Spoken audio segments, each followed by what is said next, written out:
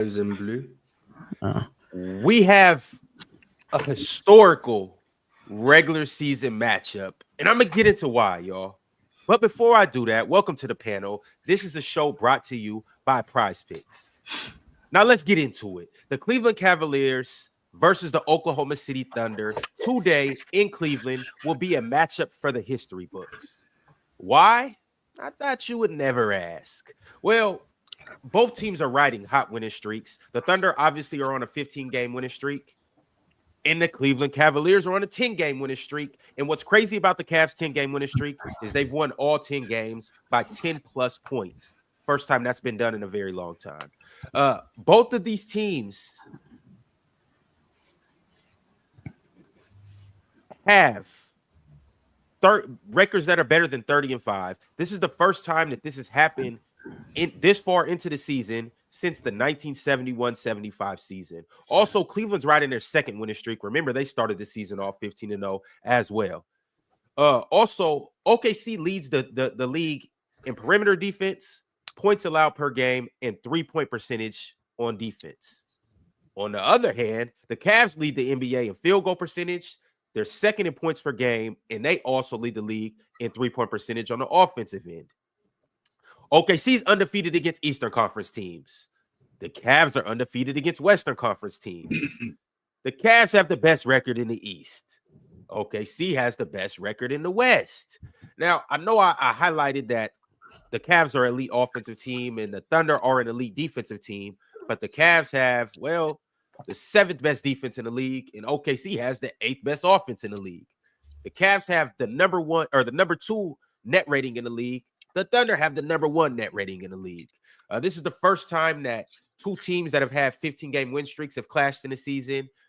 And this is the first time that an interconference game between two teams with a winning percentage of 85% or better have met this late into the season.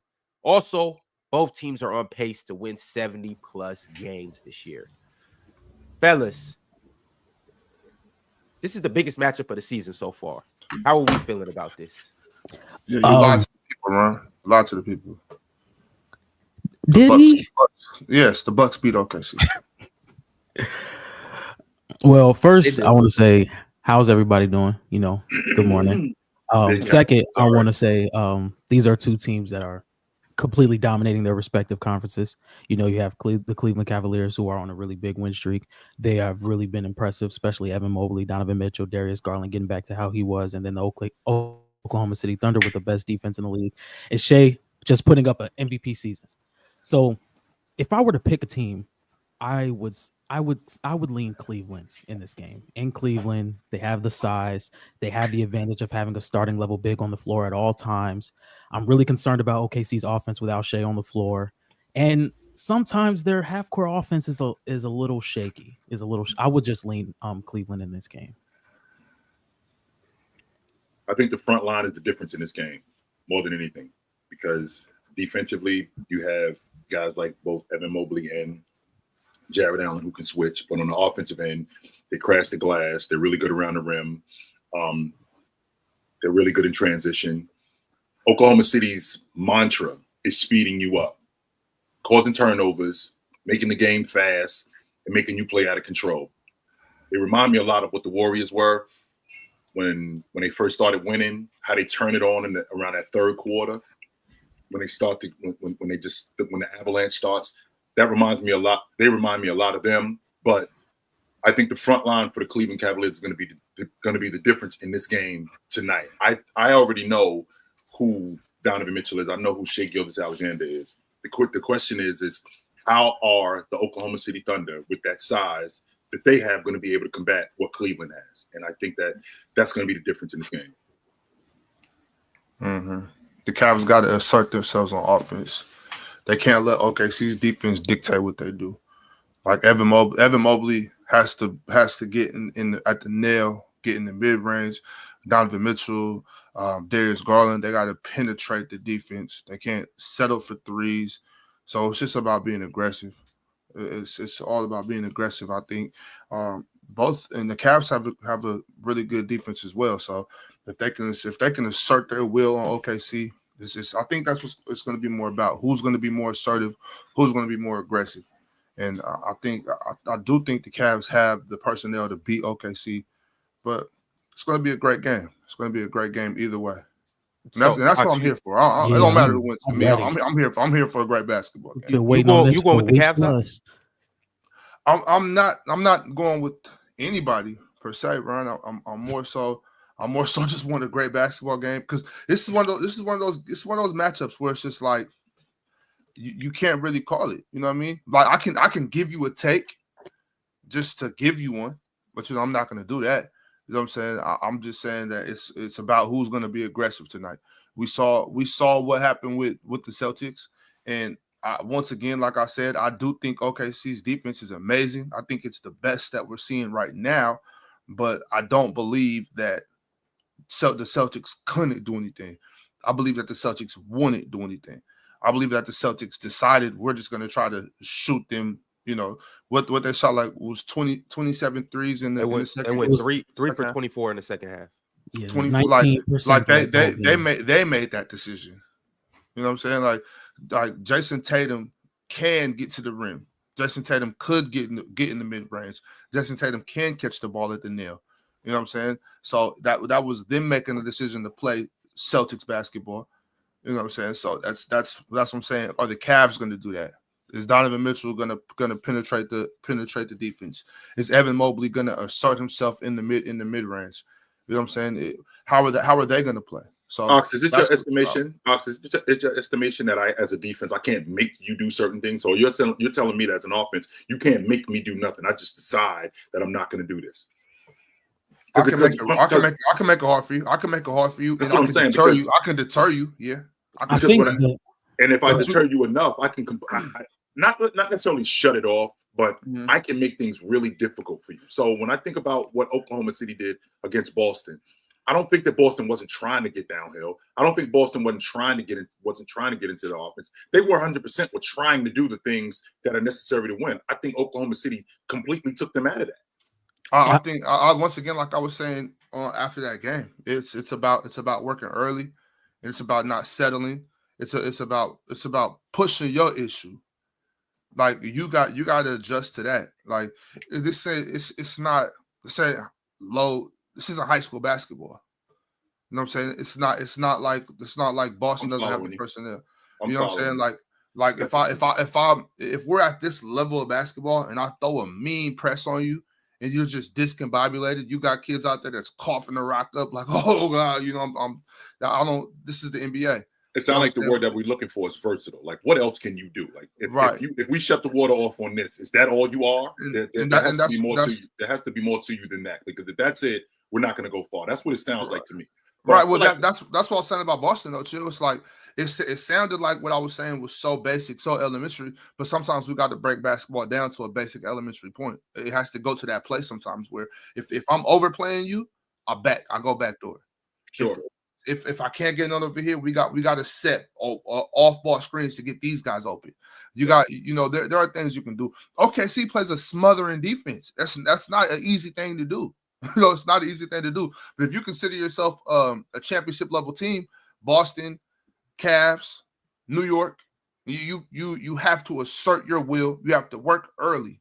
You know what I'm saying? So I think, and I'm saying that about these teams. We're talking about the Cavs right now. If we were talking about the Hornets, I'd be like, hey, y'all cooked. You know what I'm saying? Like, And I think that's what the difference. And I think that's what the difference is. And I want to make sure that I'm following us. I think that's what the difference is. When you got a defensive team like Oklahoma City, what we're going to do is we're going to take away what you do best. We're going to have to give something up. That's just how it is. Because when you play at this level, these guys are so good that there's other things that they're going to be able to do.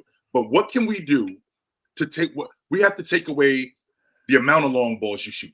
We're not going to completely stop you from shooting the long ball. We got to make the long ball shot tough.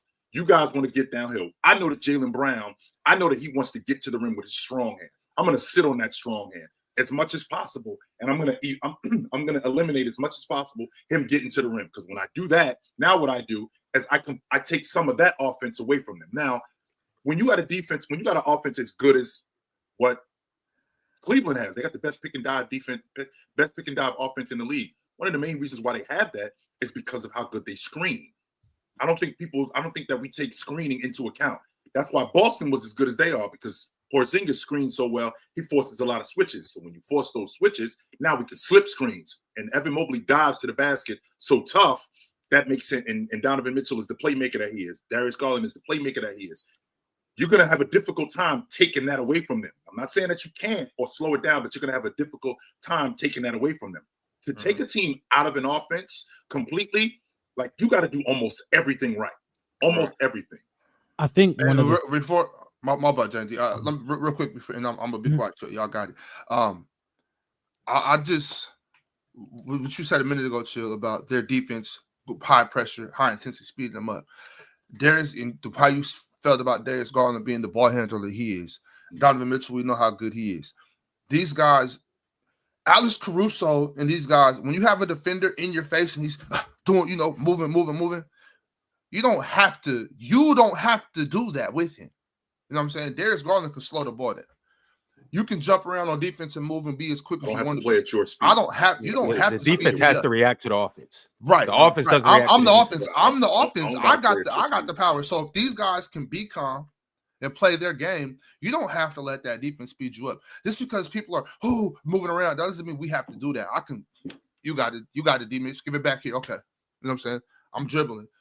Come set this, Devin. Yeah, he's doing. Don't worry about that. Come set this. You know what I'm saying? We can be calm. We can play ball.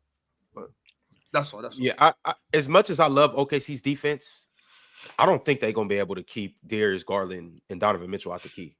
I'm not even talking about the other guys. I'm just talking about Darius Garland and Donovan Mitchell.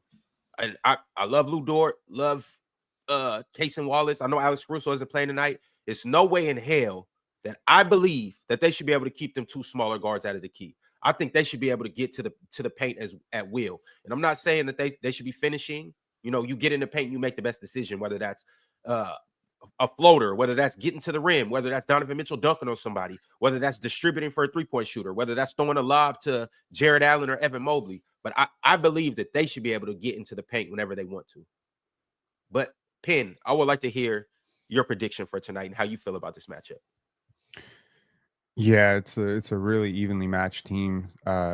You typically want to go with the home team in this situation, and clearly the Cleveland Cavaliers are a very, very good team. I'm gonna lean with the team with the best player, though. I'm gonna go that way. Shea's been on a tear, and I think this is a game that's, like, it's personal, right? Like, I mean, these two teams are on win streaks. You would argue that, okay, the last time that the Boston Celtics are obviously a very good team, but they're having a bit of a slump right now. Sometimes it matters when you play a team. So when's the last time the OKC Thunder beat like a really, really good test? You know what I mean? Like the last time they were in the in-season tournament, they lost to the Milwaukee Bucks. So I don't know. This feels like one of those games that a team that's really together would really highlight and say, this is us. This is us proving what we're about to do this year. I think both of these teams have championship aspirations. I think it'll be a great game. But yeah, I'm gonna lean OKC. Just want to put it out there that the Celtics only lost to Oklahoma City on this trip. They beat Houston, they beat Minnesota, and they beat Denver yesterday. So I just want to put that out. Would you not agree that the Boston Celtics are playing some of the worst basketball they've played over the last months? I think over the last 10 games, they're shooting. They're shooting horribly. I think they're shooting less than 30% at the long ball line. I think that's at the bottom of the league. I think they're 28 in the league over the last 10 games. But with that being said, they still winning. Chill. They wanted to lose to a Jokic Nuggets last night. Sure but did. We're not gonna get into that. They almost gave it up. They wanted to give that game up so bad. They turned it up in the last minute and a half. They didn't want to give it up, Bron. They gave it up. They said, and Denver wouldn't take it. They said, "Here, here's the game. You want the game? Here you go. You can have it." Denver wouldn't take it. That's what 8 turnovers would do, Chill. No, that's what your starting point guard not being able to make a shot will do. Yo, Russell Westbrook was on quadruple double watch. That was pretty amazing. Now Russ was balling last night, but that was too many turnovers. But he was balling last night, though. Mars, talk to me about this game, though. Yeah, I think everyone kind of said everything. It's a game I'm looking forward to, like, amongst the rest of the season. I think this is one of the biggest games for sure. I think in terms of performance, these are the two best teams matching up, which is always a great time. It's kind of offense versus defense, but like you said, they're both still really good on the other side. But especially OKC, they're a dominating defense. If I had to guess, I would say Cleveland would win, but like I'm not making a prediction. Whatever happens, and I kind of have to see how everything unfolds. So like I can't anticipate how things are gonna go. I do agree with you though about like I think the key to the game is Cleveland's guards and how they navigate OKC's aggressive coverages. I think is different versus against a team like Boston because they have bigger wings who typically aren't as adept as ball handlers and guys who are meant to be able to navigate heavy pressure. Darius Garland, we spoke about, is one of the best ball handlers in the NBA. Donovan Mitchell, the same. So hopefully they should be able to like adapt to that pressure and be able to use their bigs as escape valves and get back on the ball and create what they need to. But then you also got to worry about OKC's length, which can just disturb some passes. If you blitz guys like Darius Garland at his height, is he going to be able to make the adequate reads against Shea's length, J-Dub's length, Isaiah Hartenstein's length?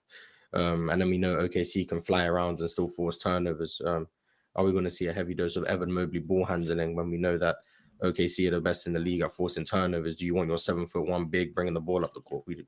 There's a lot of things that like it's going to be a chess match, I think, with a lot of in-game adjustments, a lot of micro adjustments, and then like a lot of regular season games, it may just come down to who shoots the three better. And if I had to guess which team would shoot the three better, it would be Cleveland based on statistics and percentages. But then teams are also daring OKC's role players to beat them at this point, and maybe Aaron Wiggins gets hot or Lou Dort gets hot. So it comes down to a lot of things. I expect Shea to play well. Cleveland are a team that they understand the analytics. The mid-range shot isn't one that they're overly concerned about, but maybe they extend their defense because Shea's one of the best mid-range scorers in the league. But Shea's another one of them elite ball handlers. You can really get wherever he wants on the floor. So if I had to guess, I would say Cleveland. What's the separation mark between Atkinson and Daigneault? In terms of as coaches? As coaches, what's the separation between these guys? If this is the gap, how much should I close it? Well, I think personally, I'd probably favor Daigneault. I would say at the top level of coaching, I don't think there's like substantial gaps. Like I don't think the best coach in the league is better than the third best coach by like 20%. I think that would probably be a reach. So like I would say Kenny Atkinson is like 95% of Daigneault. Like I don't think there's a major gap between them. Especially offensively, I think Kenny Atkinson is extremely creative and is utilizing his player skill sets really well, which is a testament to him. But that's what I was going to ask you, Mars, right there. Who do you expect to see something different from tonight? Like, what coach will you expect to see something like, oh, I wasn't ready for that. Who would come out the box a little more? Atkinson. I would expect Atkinson to try something different, like to start the game, and then I think Daigneault's interesting because like he can recognize what teams are doing and like adjust accordingly. And sometimes it doesn't work. Like sometimes you experiment and things don't work. Right. But like he can adjust accordingly to what teams are doing. But I think Kenny Atkinson might be a bit more proactive in that regard, where like he'll adjust before an adjustment even needs to be made. And sometimes that can bite you too, because like you're anticipating an adjustment that doesn't happen, and then now you're going up against coverages that you're sticking to the plan. Because sometimes you overthink things. Would a blowout surprise you? It's coaching too much. In the regular season, a blowout never surprises me because if Cleveland go 18 for 31, 18 for 40 from three, and OKC go 6 for 36, they're gonna smoke. Now all of a sudden you've lost by 25. Like a blowout in this modern NBA doesn't really surprise me anymore because like sometimes it just comes down to variance of shooting. But if I had to guess, I would expect this game to be a single-digit game if I had to guess. But a blowout never surprises me anymore. Who would you bank on though? If it's like if I was to tell you, let's say I just came back from the future, I was to tell you somebody's going to lose by 10 plus points. Who would you guys think it would be? I think a blowout would lend more to OKC blowing out Cleveland. Really? Because I was going the opposite way. I don't see the Cavs going out. The reason I say that is because Cleveland rely on the 3-point shot more than OKC does. So that's going to be part of OKC's plan. Run them off the line, make those shots difficult. Whereas teams against OKC are practically daring guys not named Shea to shoot the ball. Right. Which means they're going to get wide open looks as much as they want. If they knock them down, it's might be tough. Is J-Dub coming out matched up with Evan Mobley? Yes. Yeah. And that's why I think Mobley, if I had to guess, I'd say yeah. I think he has to go after him. And I think he has to dominate. I think he has to dominate that matchup. If I'm being honest. So how are like so you were talking earlier, Chill, about the screens, about the Cavaliers setting big screens, high screens, get them to the rack, or is Kenny Atkinson having Jared Allen set that high screen now to bring iHeart out, or are you because just in case of the blitz? Yeah, because so I don't really want J-Dub involved in the blitz. I'd much rather have it iHeart blitzing than J-Dub. The good thing about the blitz is if you're are you talking about Oklahoma City defensively, or are you talking about how this affects OKC defensively? Right. So no. If I'm the Cavs, I would much rather have iHeart involved in the blitz than I would have bringing J-Dub out. I want iHeart coming out instead of J-Dub if I'm the Cavs. Well, one of the great things about the blitz is, and Donovan Mitchell has been really good at this, and both him and Darius Garland have been good at this. Like when you get blitz, they get off the ball quick and then they get the ball back, which now has defenses scrambling back to where they were supposed to be. Difference is Oklahoma City communicates so well. Right. That's why screening is going to be so important with this, because when they screen, you end up getting mismatches. You end up getting Casey Wallace switched on to Evan Mobley dive into the basket. You end up getting J-Dub switched on to Jared Allen dive into the basket, and you end up getting SGA switched on to a bigger guy because you end up screening. You got these guys scrambling. I think that's going to be the key to this game. But to Penn's point, a lot of times these regular season games can be underwhelming. They can be very underwhelming. Like we think that this is going to be one of these barn burners, and turns out Oklahoma City goes in there and gets stomped by like 18. And it could very well happen because it's the regular season, and a lot of people don't take regular season games into account. But I'm hoping that I get a good game tonight. If you had to pick one game to be like pure cinema tonight, what game is that? Is it this game? One game to be pure. Out of all the games on the schedule, Giannis versus Wemby. I'm feeling that game too. I'm feeling Giannis versus Wemby. Yeah. Pure Kawhi and Jokic. Yeah, we got Kawhi and Jokic too. Zion and Scoot. Yo, I mean all this. Poto and Cat. All the talk about NBA ratings, and I'm just seeing like last night, literally Utah and Atlanta. Yo, the ending, that game was a nail biter. That was crazy. Yes, Trae Young. Yo, ratings might be down, but Trae Young ain't the problem. I'll tell you that. It was a great game, Pin. But like for me, if I wasn't on playback last night, I wouldn't have tuned into Utah versus Atlanta. You know what I mean? And I think that's a problem. You don't like cinema, Ox. Well, no, but see, I would have definitely been watching the Celtics Denver though. You know what I'm saying? So I would have. It just you would have been given the NBA a rating one way or another. With no Jokic, right? You know what I'm saying? Right, but see, that's the thing. I didn't know Jokic wasn't playing until the game started. You know what I mean? And then only way I might watch it. I might watch shout out Dario. I used to be a Dario fan, but no longer. I might have tapped into the Utah game for a second just to see how my man Phil Palsky was looking after that. I'm off of it. He had a horrible game. Right. I was trying to tap into see what Bryce Sensabaugh was on, and then he ain't play, so that was disappointing. Hey, Bryce been balling. You been seeing that, Morris? That's what I wanted to watch. Bryce Sensabaugh been getting to it. But everybody's been talking about Bryce Sensabaugh for the past week or so. Where's this Oklahoma? As they should. Just a quick question for you guys, because I think this game is a barometer game. Like a lot of people won't say that it's because it's a regular season game. To Penn's point, I like to see teams measure up against other teams in the regular season just to see where we are. So with this Oklahoma City team, where are they in terms of a team, in terms of their weaknesses? Because I still think that they're a year away, just 1 year. I don't think that they're 2 or 3 years. I still think that they're 1 year away. And the same reason why I think the Cavs are a year away.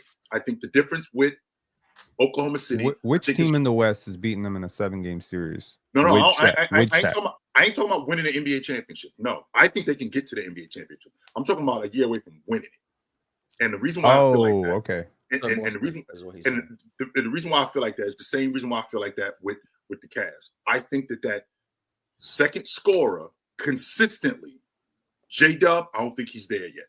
And the same way I feel about him is the same way I feel about Evan Mobley with the Cavs. I don't think Evan Mobley is that bucket getter. I don't think he's there yet. And I think that they're going to need that come playoff time. I think the Cavs are more ready than away. I think the Cavs are more ready, championship ready than OKC is, though. No, I don't know. so. I wouldn't. I think the main reason for me, if the Thunder lose, I think their half court offense is a little shaky. Like, I think with Shea off the floor, I think it can get really ugly. I think you can beat J-Dub to his spots at times that really forces him to take tough shots. But the reason I would even consider them to be a championship level team is because they can change the game defensively like that. Like we saw against Boston, they were trying to pick on Case and Wallace. There was possessions where Jason Tatum was going after Case and Wallace. Jaylen Brown was going after KP, and Case and Wallace was holding his own. Just like how Boston last year, we're talking about, Boston's good with a lot of people on ball. They trust a lot of their guys on ball. So does OKC. They trust Kaysen. They trust Shea. They trust Jalen Williams. They trust Lou Dort.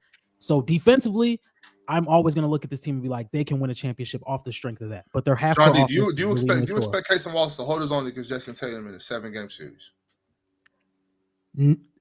No, but he's gonna do a lot better. I mean, I think he's not JT's primary matchup. I'm not saying he is, Ron. I'm saying that if they're trying to pick on him, he's holding his own. But can he really do that? For a whole series, I don't think you're going to have. Can he really do that? Is what I'm saying. One more time, Moss. Yeah, say that again, Moss. If you go out of your way to mismatch Hunt, Case and Wallace for a whole series, I don't think you're going to have a lot of offensive success. I don't think that means he's going to lock up everyone. But I don't think you go out your way. I don't think you go out your way, Morris. But I think anytime you find yourself having that mismatch or seeing that mismatch, if you go to it. You know what I'm saying? Like we're not running plays after play after play like, yo, get Kaysen. But if we get that, I don't think Kaysen's stopping. Kaysen Wallace that could easily be in a 7-game series. Let's say it goes to 6 or 7, right? In a 6 or 7-game series, that could easily be 30, 36 points that we steal from them. Like we got the Kaysen Wallace game this year. Yeah, that's a Kaysen Wallace mismatch that we got from Kaysen Wallace is like saltwater. Case and Wallace is like salt water. You're on the sea, you're in the ocean, you're thirsty, you start drinking some salt water, you're like, damn, that's some water. And the next thing you know, you're dehydrated as hell. You might look at Case and Wallace as 6'2" and say that's a mismatch. If you're like 6'8", it's not a mismatch. It's a mismatch. It's not a mismatch. Case Wallace is a 100% mismatch. I don't care if it's salt water, sewer water, toilet water. Jalen, nah, it's a mismatch. What about some good bottled water? It could be Dasani. It could be Fiji. It could be Mountain Spring. That's battles. You're saying that.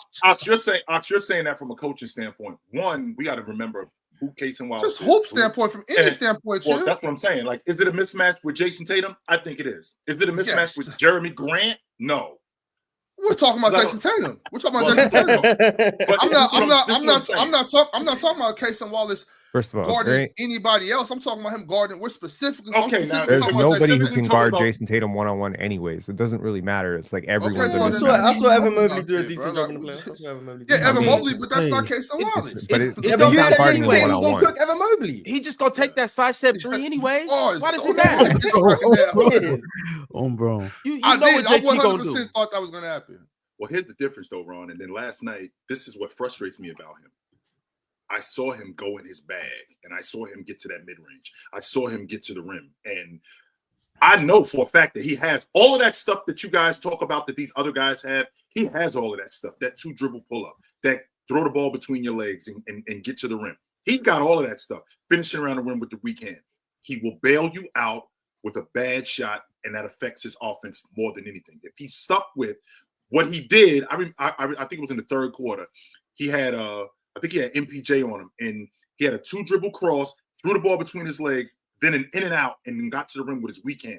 And I'm thinking to myself, I see a lot of guys, some of the elite scorers with bags, and I don't talk as much about Jason Tatum with his bag because he has that stuff, but because he bails you out with a bad shot, whether it's a side step 3 or it's a 3 off the dribble, that other stuff that he does, which he has, gets thrown by the wayside.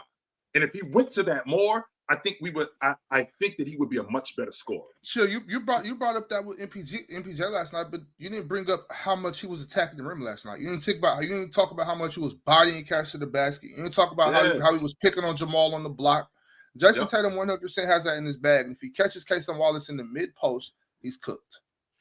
I expect Casey Wallace to be cooked, but like I said, I've just seen that JT's a halfway crook too much. Like, I don't know if he gonna bail him out or I don't know if he gonna put him in the torture chamber. And all signs indicate he gonna catch the ball in the mid block, take 2 step backs back, and shoot a 3. He do that. That's what all signs indicate. Wow, I just seen it. Okay, he didn't do it yesterday. And you know what though? He had Peyton Watson guarding him too. So like, yes, sir. And Peyton Watson's a good defender. I'm giving him his props. Peyton Watson's a good defender. Yep. He took the fight to Casey Wallace, but I mean to Peyton Watson. But maybe that's because after a game against OKC, you reevaluate things and you're like, okay, I gotta attack more. I can't just settle for threes and that's where the versatility comes in, Ron. I got other stuff that I can do, and what I'm looking like is I'm only looking like a long ball shooter. And if my long ball isn't going in, then it looks like I'm not doing anything else. I mean, with that being said, though, Chill, your man did shoot 9 threes last night. He missed 7 of them in a row. He started the game, missed 7 in a row. And I'm like, here we go with this shit again. Here we go. Here we go with this shit again, right? And then it was like he flipped a switch and he just started going into other things. And I'm like, this is the guy that I remember. This is the guy that can get to the rim. This is the guy who can be physical with smaller guys on him, or even with guys his size on him, who can finish with the weak hand, who can get in the mid post, who can play in the mid range. This is the guy that I remember. When you sit on that long ball line and that's all you do, you eliminate all that other stuff from your game and you take that stuff away from your crew too. Because now all they're doing is they're letting you shoot the long ball. When you go to that other stuff, man, you open up so many other things on that offense. Way more. All right, y'all. We got a couple super chats, so let's go ahead and dive into these. And then I got some other questions regarding this game to ask you guys. And let's look at some of the league leaders as of right now. We far into the season. We just hit a new year. Let's see who's been dominating the league and who's the best in their statistical categories. We'll get into that in a little bit. But Drip Bayless said, where does Harden rank as an offensive peak? Does he have an argument over Kobe, Steph, Jokic? I think he's one of the few players who can be top 5 in 2 positions, point guard and shooting guard. How long was James Harden's peak? I would say 3 years. I would say from like 16, 17 to maybe like 19, 20. Top 5 point guard is absolutely ridiculous. Top 5 point guard is just crazy, bro. I got a migraine right now. Okay, quick question. So since we getting off, who would you rather have lead your offense? Who would you rather have lead your offense? Peak Harden or peak CP3? CP3. Chris Paul. Ben. Harden. Mars, I think I know your answer. You just said offense. We're not talking defense. Yeah, just right? lead your team offensively. Then this is crazy. It's obviously Harden. My God. Okay, that's wild. Yeah. I would take Harden. I don't know how obvious it is. I would take Harden probably.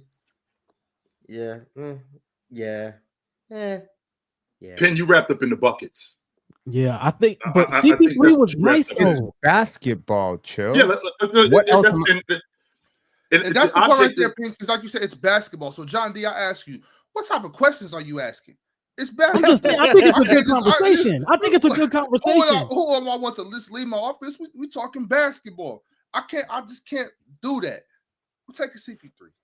Yeah, am I?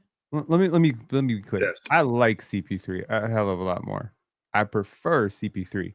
If I'm building a winning organization and I want someone to quarterback my offense and quarterback my locker room, be in charge of youth development, keep everyone in line, set the marching orders for, how we're approaching the season. Yeah, I mean, I prefer all of CP3's intangibles, his defense, all that stuff. But I cannot deny that there is a massive offensive gap here in terms of just volume of production. And it does matter. What are we talking about? We're talking about production, Payne. Like when you say a massive gap in volume of production, from buckets, from distributing, pressure, from playmaking, pressure. Just putting pressure on the offense. Yeah, pressure on the defense. I mean, James Harden is like a relentless heart attack for the defense. He is consistently, pulling up from crazy distances. He's Yeah, I mean, and yeah, I don't think it's crazy to consider him a top 5 point guard. I mean, when we did our passer rankings, I mean, he was damn near number 1 on that. He's played the position for half his career. He's been a point guard. How is it crazy to consider him a top 5 point guard? Who you putting over him? John Stockton? Get out of here. Mhm. I think Absolutely. CP3 doesn't get a lot of praise though. That's why I asked CP3. 'Cause one, I think he's one of the most underrated mid-range scorers the league has ever seen. He's one of the greatest pick and roll ball handlers, and he's one of the trickiest guys to guard because you have to worry about him seeing the floor where 95% of point guards in history just can't see it. Okay, You know, who's the a way better he passer? operates. Straight up, who's a better passer? Be Chris for Paul. real now. Chris I think Paul. it's CP3. I think it's Chris CP3. Paul. I think CP3 is the better passer. All right. Ben, I don't think this is Now, a I conversation. think that one's pretty obvious. Yeah, I think that one's I don't think that's a conversation, Ben. That's You don't number think it's a one. conversation? I don't. No, I don't think Between I Chris think Paul, that's less of a conversation than the offensive. Like, Yes. who'd you rather have? I don't as your think that's a offense? conversation. And on top of that, I think that Chris Paul, I'm never going to be out of the flow of the offense. James Ever. Harden could possibly get me out of the flow of the offense. That's why I feel like when we're talking about offensively, I'm going with Chris Paul because I'm always going to be involved on some level. Harden is. I think feel it's a conversation with their passing. I'll agree CP3 is a better passer, but like, we're talking about a 6'5" jumbo creator. His angles are different, right? Like the passing windows that he has are different. It's harder to stop that. I mean, at 6'5", with his scoring gravity, with his relentless downhill attack, him getting to the line. I'm sorry, like I'm trying to think of this from a defensive perspective. If I'm a defensive coordinator, who do I want to see on the other side? I will much rather see Chris Paul on the other side. Well, James Harden is striking a way more fear. Again, defensively, completely we just stand different. We stand on the offensive side of the ball, Penn. We just stand on the offensive side of the ball. We ain't talking about defensively. You stand on the offensive side of the ball. And when you talk about Ox and I've had this conversation, when you talk about a visionary, a guy that's seeing the game 2-3 plays ahead, a guy He's extremely manipulative, and a guy who can decipher the game within the game. And he's telling other guys, I see you here, I see you there, you do this while the game is going on. James Harden is more of a scorer who can pass way more than Chris Paul is a passer who can score. But no James doubt Harden about that. did that too, though. Like, I don't think that he did it to the level of don't let the scoring distract you. James Harden had control of like playmaking. every offensive aspect, like that telling people where to be, understand, like seeing what coverages defenses are in and attacking accordingly. Like James Harden did all of that, and then he was also just like liable to just destroy you. Like, yeah, I got James Harden offensive. I got James Harden offensively, but like, I think he does more of the point guard things than you're giving him credit for, I guess is what I'm saying. It's not that I'm not giving him credit for it. I just think that Chris Paul is better. But to your point, what you just said, in terms of him deciphering things, that was largely due to him getting buckets. That was largely due to his scoring.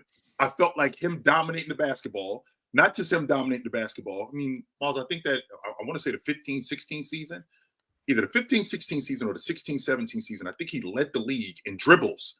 I think he had over 600. He probably led it in dribbles every year, if I'm being honest. He still leads the league in dribbles. Right. So with that being said, I know that I feel playing with Chris Paul, with him being able to decipher what a defense is doing. I know I'm going to get the ball and I'm going to get it in space more often than I am with James Harden, because I think James Harden is a score-first guard who can pass. I think Chris Paul is more of a distributor who can score. He is, yes. James Harden's more score first and Chris Paul's more pass first. But then do you just rather have the pass first player lead your offense all the time?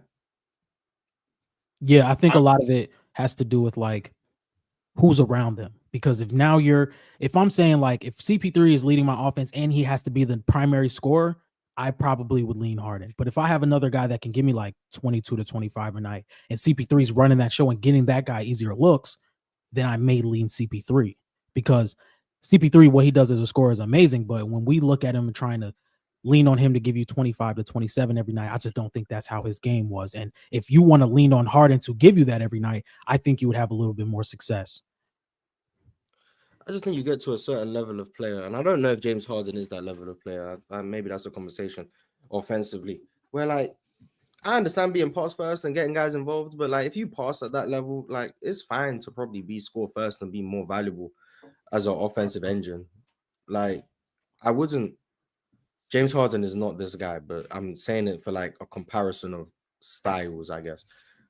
I wouldn't take Chris Paul over LeBron to lead my offense because Chris Paul's more pass first than LeBron isn't.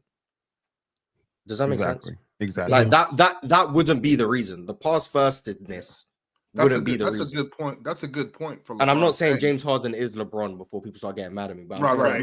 That's all I'm saying, Mars. Like I know you weren't saying that, and I'm just saying like that's a very good point when we're talking about LeBron.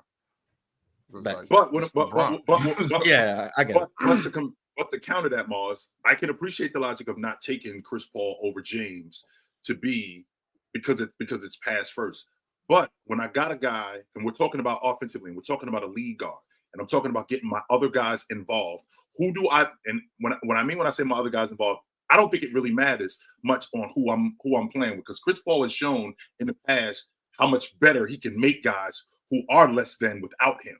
So with him being on the floor, if I have a guy like Chris Paul who is a pass first guy, and he can also score at an elite level, how much more effective will my unit offensively be as opposed to me having a guy like James Harden who can pass but is looking at the rim more? So would you rather have Chris Paul lead your offense over Steph?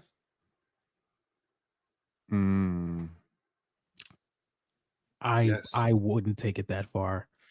That's where you like. I get what you're saying, but at some point, like, I don't want to say the results have to justify. I don't think that they're better players. I'm not gonna argue that part. No, I mean, I would argue if you'd rather have Chris Paul offensively, and Chris Paul obviously clears him on defense, why isn't he a better player?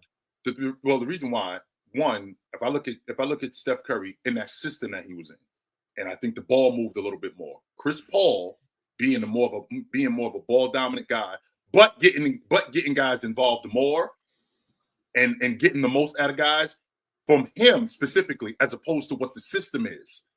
That's why. So with saying that, I would say Chris Paul, depending on not just who he's running with, but the system that he's in, I think it favors more Steph Curry because of that system.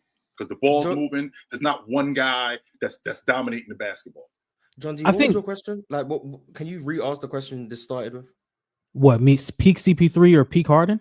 Yeah, but how did you frame it? What he said? Who would you rather lead your offense? Who would you rather lead your offense? Peak CP3 or peak Harden? Okay, and by lead your offense, do you mean like be your offense's point guard or just be the head of the offense? Can I ask another question? Who are your other four players? Yeah, then I don't see how you can pick. Who are your other four players? That matters a lot to me. Yeah, that's what I alluded to earlier, because I think if you're leaning on Harden to be your number one scoring option, you'll have a better chance with Harden than CP3. But if you have another guy who can take that responsibility as a number one, and you have a guy like CP3 setting him up, then that would make you lean towards CP3. And another thing, are we all like on the same page of which peak CP3 we're talking about? Like, because I've heard some people say Hornet CP3 is peak CP3. I'm more like Clipper 2014-ish to 2016. I'm like 2013 to 2016. The team that beat that 2008, 08, 09 CP3 was hell though. Yeah, that was when he had the extra athleticism and stuff. When we say volume of production, what's the most efficient shot in basketball? And Lord help me if you say three. It's a free throw, right? And Harden, that elite free throw rate, it sustains through the playoffs. It's a little shocking to me though that there has been a little bit of a stagnation in his overall efficiency in the playoffs historically. Would you believe me if I told you that Chris Paul actually shoots better from 2 and from 3 than James Harden in the playoffs?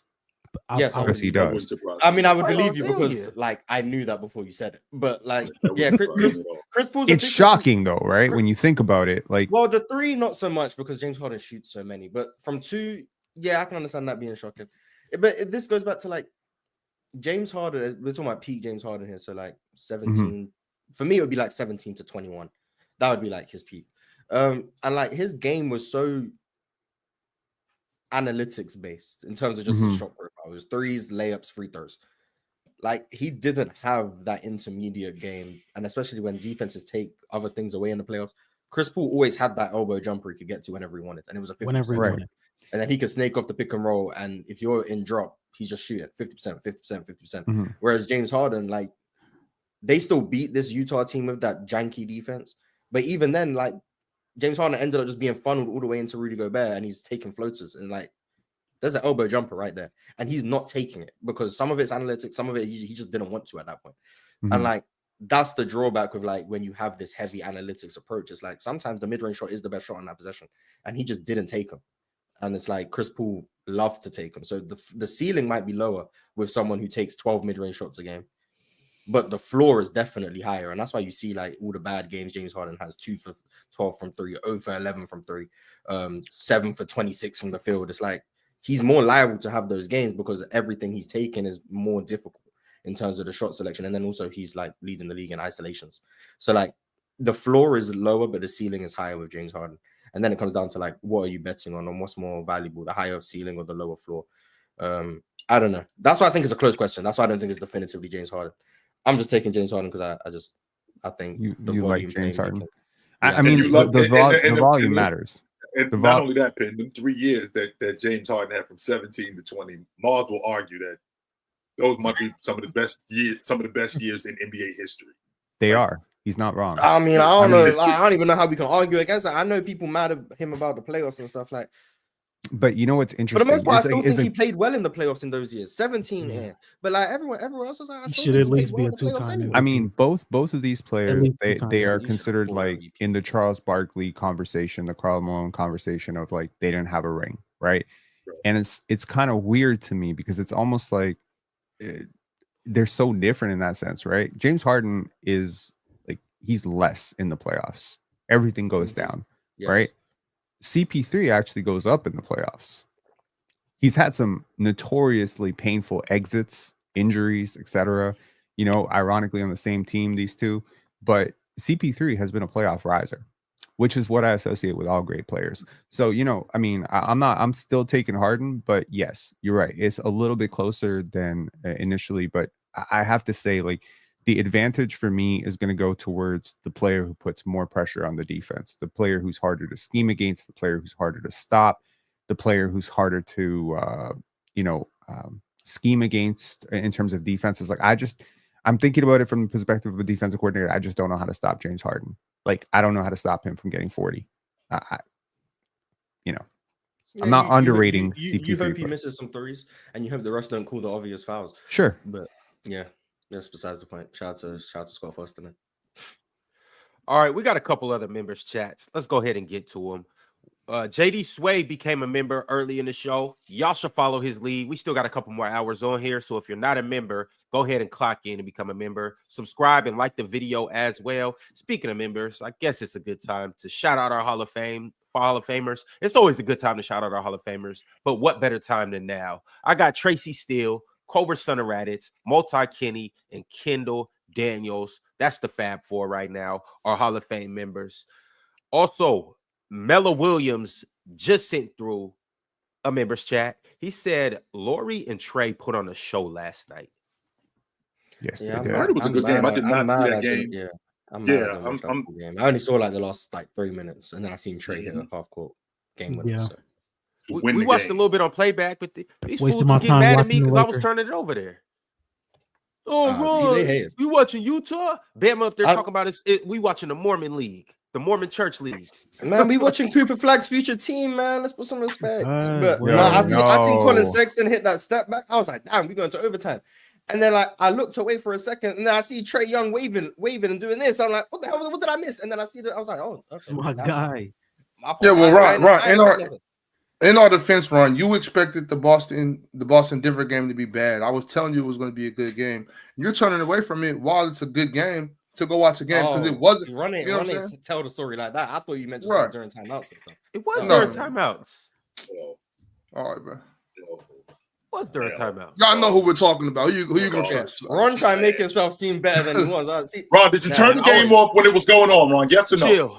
I was enjoying peak hoops all around. Ron, did you turn the game off when it was going on? Yes or no, Ron? Chill. It was halftime. It was in between timeouts, quarters. Yeah, I was. Okay. Look, we were just enjoying the best of both worlds. That's all I'm gonna say. Because it sounded to me like you was, from what Ox is telling me, we had action going on and you turned away from the action. That's what you did. I mean, come on. That's not what happened at all. Chill. Okay. I'm more inclined to believe Ox though, if I'm being honest. Yeah, I mean, you knew Ron was going to be in a great mood today, right? LaMelo balled out. Trey balled out. Russell Westbrook damn near had a quadruple double. Are we going to talk about the Suns today? Clearly Yeah. not. Let's do it. No, let's do it right now. Let's have the conversation. Let's do it right I now don't think because the Suns want to talk about the Suns right now. Because when I told y'all before the season started what I thought of the Phoenix Suns, I got ran over by a cement truck when I did that. I got ran over by a cement truck. So I got two guys who basically do the same thing in both Devin Booker and Bradley Beal. I got a point guard who what? Yes, I had two guys who play the same position and virtually do the same thing. So now I got a point guard who's not going to man the offense because that's what we needed. But the offense needed to change. So only except it didn't. The offense hasn't really changed. Add that to the fact that KD's been in and out of the lineup more than he's been in. That has not helped them at all. In fact, that's made them worse. So now here we are with this Phoenix Suns team. If the season ended today, Jay, can you tell me where they are? If the season ended today, where are the Phoenix Suns? And the 12th seed, right? They like Are they the 12th seed? Yeah, they're outside of the play-in, I believe. Garbage. They're outside of the trash. Yeah, but here's also the thing. So the Suns are 16-19. They're 2-8 in their last 10 games. Yep. And to add injury to insult or insult to injury, however you want to phrase it, there you go. They lost to a Charlotte Hornets team that was on an 11-game losing streak last night. They got smoked yesterday. They didn't lose. They got smoked. Don't let that score. I'm trying to make a video. Yep. They got smoked yesterday by Charlotte. My issue, they're 4 games out the 4 seed.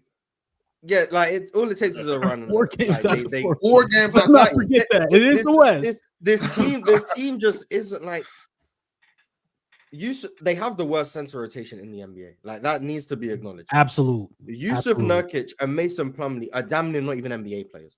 The idea that these are the two centers that they have and they're running them 48 minutes a game, damn near between them, is ridiculous. Like they shouldn't even be seeing the floor, and they're playing this many minutes. It's bad. It'll be hard to trade. They're running KD small ball 5. They're trying to get Oso Iguodala in there. Like these guys, they're useless. Both of them are useless. And I'm sorry, I still don't see it with Tyus Jones. I just don't. I don't get what you guys think he's bringing to this table. I really thought he was going to be something for them this season. Like I'm just not seeing it. And for reference, like you spoke about Bradley Beal, I'm speaking about the bigs and somewhat Tyus Jones. When Bradley Beal, Tyus Jones, and Yusuf Nurkic share the floor, the Suns have a -20 net rating. How much more?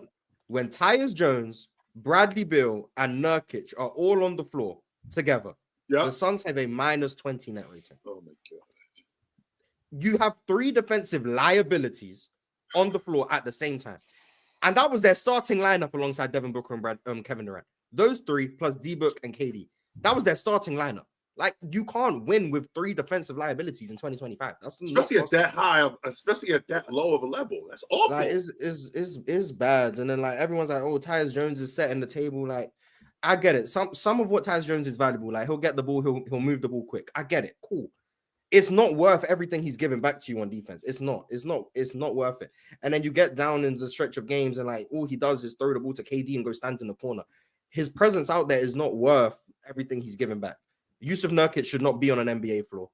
One thing I hate, like normally it's like anytime a team has like a bad big, all of a sudden it's like, oh, they should get Dwight Howard. This is one time I agree. Dwight Howard is better than these guys. Dwight Howard is better than Nurkic and Plumlee. They should not be playing. They should never be playing. And Mike Budenholzer had said, oh yeah, we're just gonna put Nurkic and Beal on the bench. That's gonna solve everything. It's not. No, it's not. It's not. And you're still playing them with the starters anyway. So, right. Shout out to Bradley Beal though, because that's what I'm talking about. You get moved to the bench, you still be professional about it. You come out and you play basketball. I sure I'm not saying it's making the team better or worse. All I'm saying is that Bradley Beal, that's what I expect from a professional basketball player. For you not to make a big deal about it. He's always been a pro.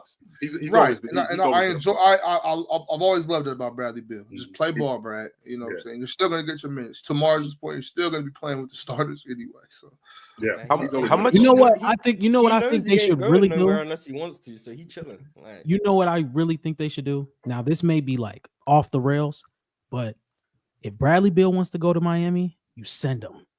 Bring back Jimmy Butler. Don't re-sign him. Let that money go. Bring some talent in. Probably get like a low usage big, maybe like a Rob Will, maybe a Noah Clowney if the Nets are willing to give him up. Maybe Nick Claxton. You think Jimmy's not going to opt into that money? He 100% is not leaving that dough on the table. He's not. I don't know. I mean, if he can get a long-term deal, I don't know. But Miami have to want Bradley Beal, right? Yeah, and I don't think they want Bradley. Like, why would you compare Bradley Beal with Tyler Hero? Well, Rob wanted him initially. He has a player option for $57 million in 2 years. Which he's not leaving on the next season. Which he's not leaving on the table. A couple seasons ago, right, Chill?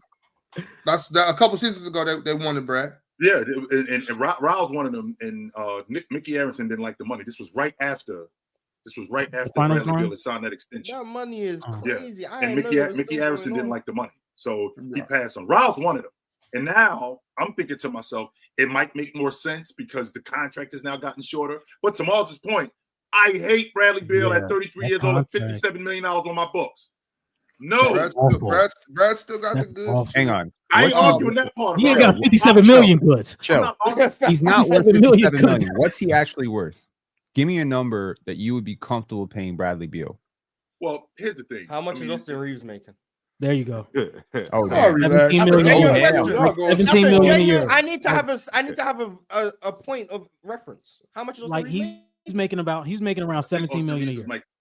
Yes, I would get Bradley Beal would be in the range of 17 to 22. There you go.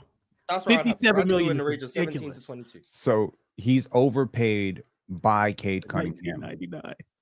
Yes, he's max like a max contract. He's overpaid by a max contract. Yes, that's insane. Like he's the max player who doesn't show up. Like, you know what I mean? And honestly, like the crazy thing is, like you for real, and you have to, number one, he has a no trade clause and a 15% trade kicker. With a trade kicker. And they say, "Come on, Bradley, come on, let's do it." I don't like the Bradley Beal slander. I'm gonna just keep it a buck. You guys gotta understand what does Bradley Beal do best? What does he do best? Ron, I like you, but if I had to pay you $400 an hour to talk to you, I'm not talking to you ever again in my life. But Pin, how am I supposed to be productive next You're not worth $400? We'll call the best scorer ever, Kevin Durant. How am I supposed to score the best when I'm next to Kevin Durant and then I'm next to Devin Booker? How can That's why you shouldn't have traded for him in the first place. No, I get that. But we're not talking about that. We're talking about Bradley Beal is a bad player. No one. I don't think anyone's saying Bradley Beal is a bad player. But what we're saying is this is a terrible situation and Bradley Bill's not helping it. Oh, that's what we're saying. Yeah, but here's also the thing too, though. Here's also the thing. Paying Austin Reeves. No. They said Austin Reeves making. They said, and I said 17 to 22. Yes. Here's also the thing: is Devin Booker helping?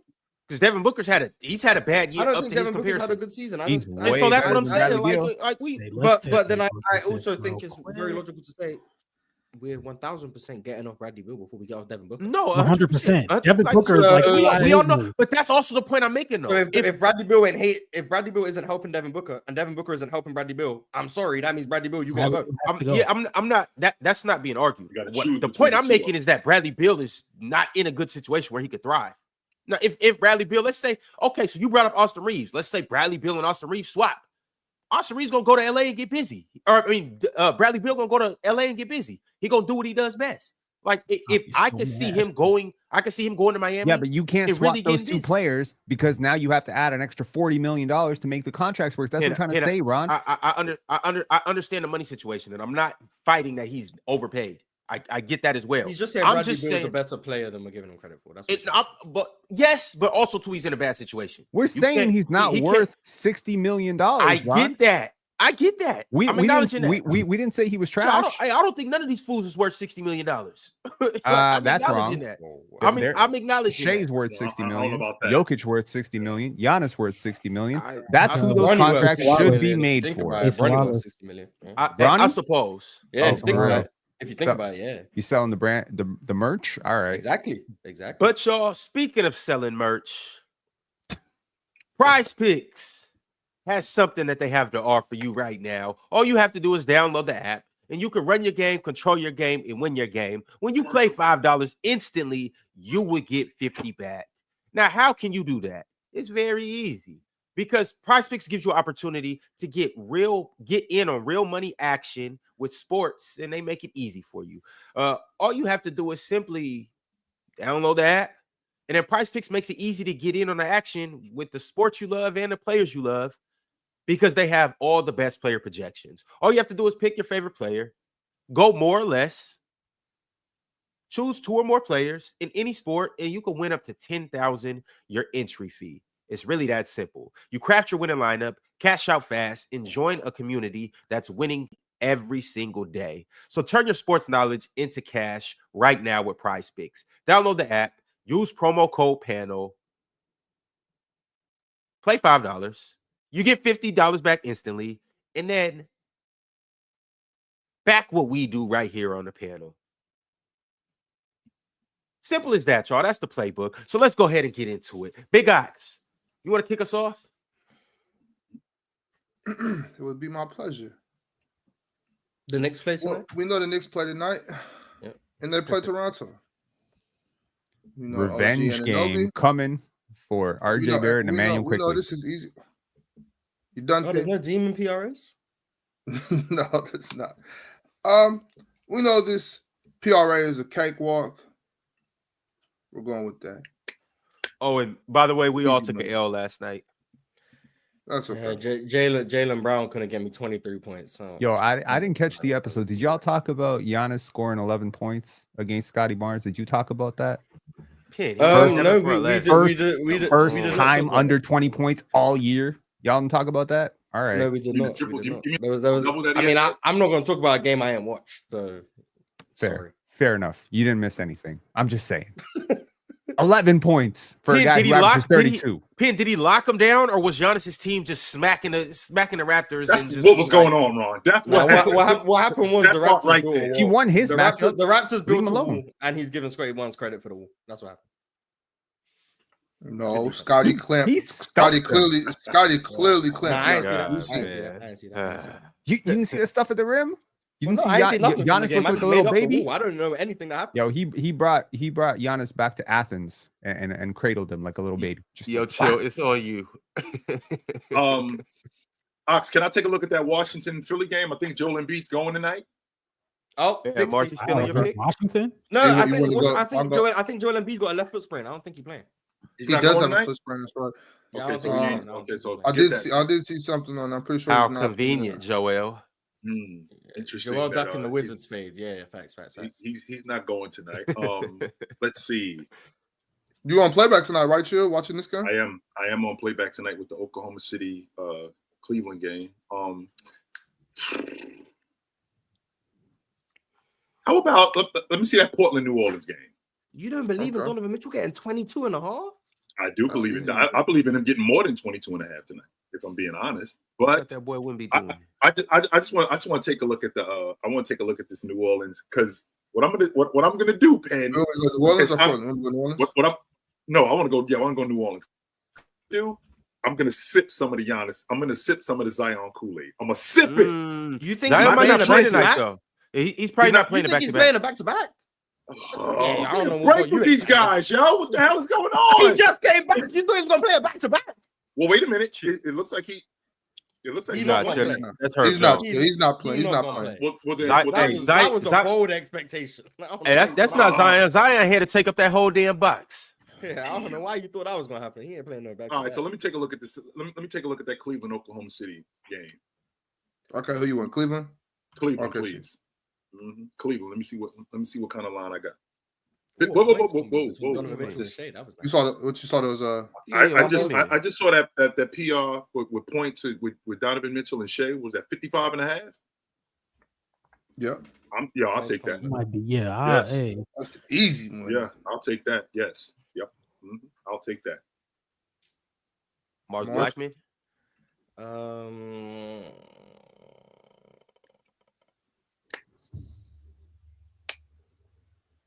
Let me see what Cade Cunningham got going on.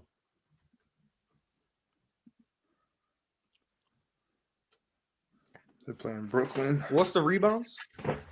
6. You want the Demon? Yeah, the 7.5. Is there a double Demon? No. I'm taking 8 rebounds. He can give me 8 rebounds tonight. Mars looking for the Lucifer bet. Yeah, I mean, I've only seen it once. That was cool. Ron, you said you want Wemby? No. Mars, Leicester? first off, I do wanna acknowledge I am a fraud for what I did yesterday.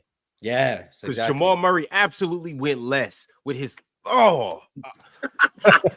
he absolutely went less, and I should have stuck to my guns. But Ron, you told us. Ron, what did you tell us? What's his nickname, Ron? What's his nickname? His middle name is Lester. That's what you call him, Ron. So he will always go less. Here's the thing, and I know it's a back-to-back, and I know he's gonna go less tonight. And Russell Westbrook went more, and I should have took his PRA more. But my man Hallie, Oh my God, they playing the Bulls tonight. Look, dog, y'all can't say I don't got a repertoire because I got a repertoire. Okay, hey, my man been balling. Didn't he miss the last time you had him? He misses every time. That's not. You had him on like more than like 31 and a half or something. He did not hit. What's the demon points? Oh shit. Points. Okay. All right, what's the demon assist? He knows. He could hit. He's about to hit that. He's not. All right, you gonna get 11 assists? You know what, Ax? I admit the wrong Tyrese. I meant Tyrese Maxey. He don't even believe in his guy. He's playing against the Wizards. 10.5 assists. Kylie's playing against the Bulls. Oh, I'm taking that, bro. Which one? Damn, 30.5 points. I don't You think might want to go back to Tyrese Halliburton. They got that high. He gonna hit the shots up though. Yeah, I don't know if Paul George is playing, so I'm just saying that demon points might be nice. What I mean, his points are at 30. Demon's gonna be 35. No Paul George, no Joel Embiid. Go up. Yeah, he's gonna shoot. Do we have a shot attempts? Take that. Oh, hell no. Yeah, they know. All right, man, that just pissed me off. Go to Jamal Murray. Let's get up out of here. they know he's gonna be checking. Less PRA. Thank you, Mr. Lester. I appreciate you. It's good doing business with you. I actually think we got a shot today. All right. Well, I know OG's gonna come through for us. OG Anunoby, PRA 24.5 more. 23.5. 23.5 more. We got Donovan Mitchell, SGA, points combo, 55.5, 555 more. Cade Cunningham, 7.5 rebounds, more. And last but not least, Jamal Murray, PRA 31.5, less. Lester Murray. Submit the lineup. Yeah, let's go ahead and run that. Send that through. Yeah, I like our chances today, not gonna lie. Success. Less. All right, let's make it happen, y'all. We got a couple more super chats. So let's go ahead and jump over here, and then we got to talk about them. We got to talk about what happened in New Orleans last night. Kyle Martinez has been a member for 13 months. He said, Amin FC, we up crazy. Pin, are you ready to admit you were disgustingly wrong about saying Fred was a better defender than Amin because of his brain? Fred not a top 6 defender on our team when we healthy. You said that? He did say that. You said that? Say that. He did. I don't remember. When we did our guards tier list, and he put Fred above Amen, and I was very passionately against this. And then I was talking about how Amen clears on defense and stuff. And then he brought up like Fred's smarts and IQ and stuff. Yeah, Fred's a great defender. He's a great defender. He's not a man, but he's a great defender. Okay. So he was wrong. Amen got better. Amen got a lot better. Okay. But last year, Fred was a better defender. And this year, I would say Amen is a marginally better defender. Marginally better? Yes, he is marginally better. The margin is big, but it's a margin. Why did you say margin? Because I'm trying to save face, Mars. Not trying to lose all my credibility in 1 second. It's cool, man. I'm willing to more take it. credibility saying that and then just saying, yeah, I was wrong. I'm gonna say this. Fred is a very underrated defender. I spent a lot of time hating on that dude, but let me tell you something. That guy results in constant winning. Everything that dude does, other than shooting the basketball at a terribly inefficient rate, is consistently contributing to winning. He does all these winning things. He buys you possessions. He doesn't turn the ball over a ton. He's just really effective. Like you would think that a guy who shoots the way he does would be so terrible for the analytics, and he shines every year on the analytics. You would think an undersized guard would never, for Crafted's model, be a 95th percentile defender, but he still is. Every year he shows up top 10, top 15 in those models. Obviously, if I'm watching the games, eye test, yeah, I'm in. Look, so impressive. Physically, so impressive. But I do think Fred's a smarter defender. Did y'all hear what Steven Adams said about him, man? No. Yeah, he's the most athletic player he's ever The same played. thing that everyone said. That Did you hear what Cade Cunningham said about Asar Thompson? Like these Thompson twins, like Cade literally quoted Kendrick Lamar. He said he's not like us. Direct quote. Well, he said he's not like us. It is two of them, so it's not like it's one of them. It's two of them. So I mean, that does make sense. Well, I mean, they might be more similar to each other than they are to any players in the league. Like these two Ox are. and I had a conversation not long ago where Ox wanted to run the offense more through Maxey, and I got roasted when I said I wanted to let James Harden walk out the door and give the ball to Maxey. I'm down to do that with Fred VanVleet. I want to get a ball to Amen Thompson. I don't think that we should be fishing for another league guard. I'm good letting Fred VanVleet walk out the door. I want to get a ball on him, and I want him running my unit. I'm comfortable doing that. we gotta learn to dribble before we do that. Which is fine. Just so you know, Russell Westbrook made the transition. He was not a league guard coming into the game. Russ played 2 in college, and he turned into a league guard. So I feel like he came in as a point guard, and then they realized, he's not. I want to give the ball to a man, and I want him running my unit. Just from a defensive standpoint alone, I think he wreaks havoc on league guards. So it's not just wherever he starts.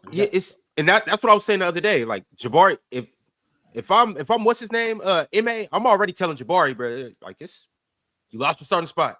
You got hurt. It's unfortunate, but you won't be coming back as a starter.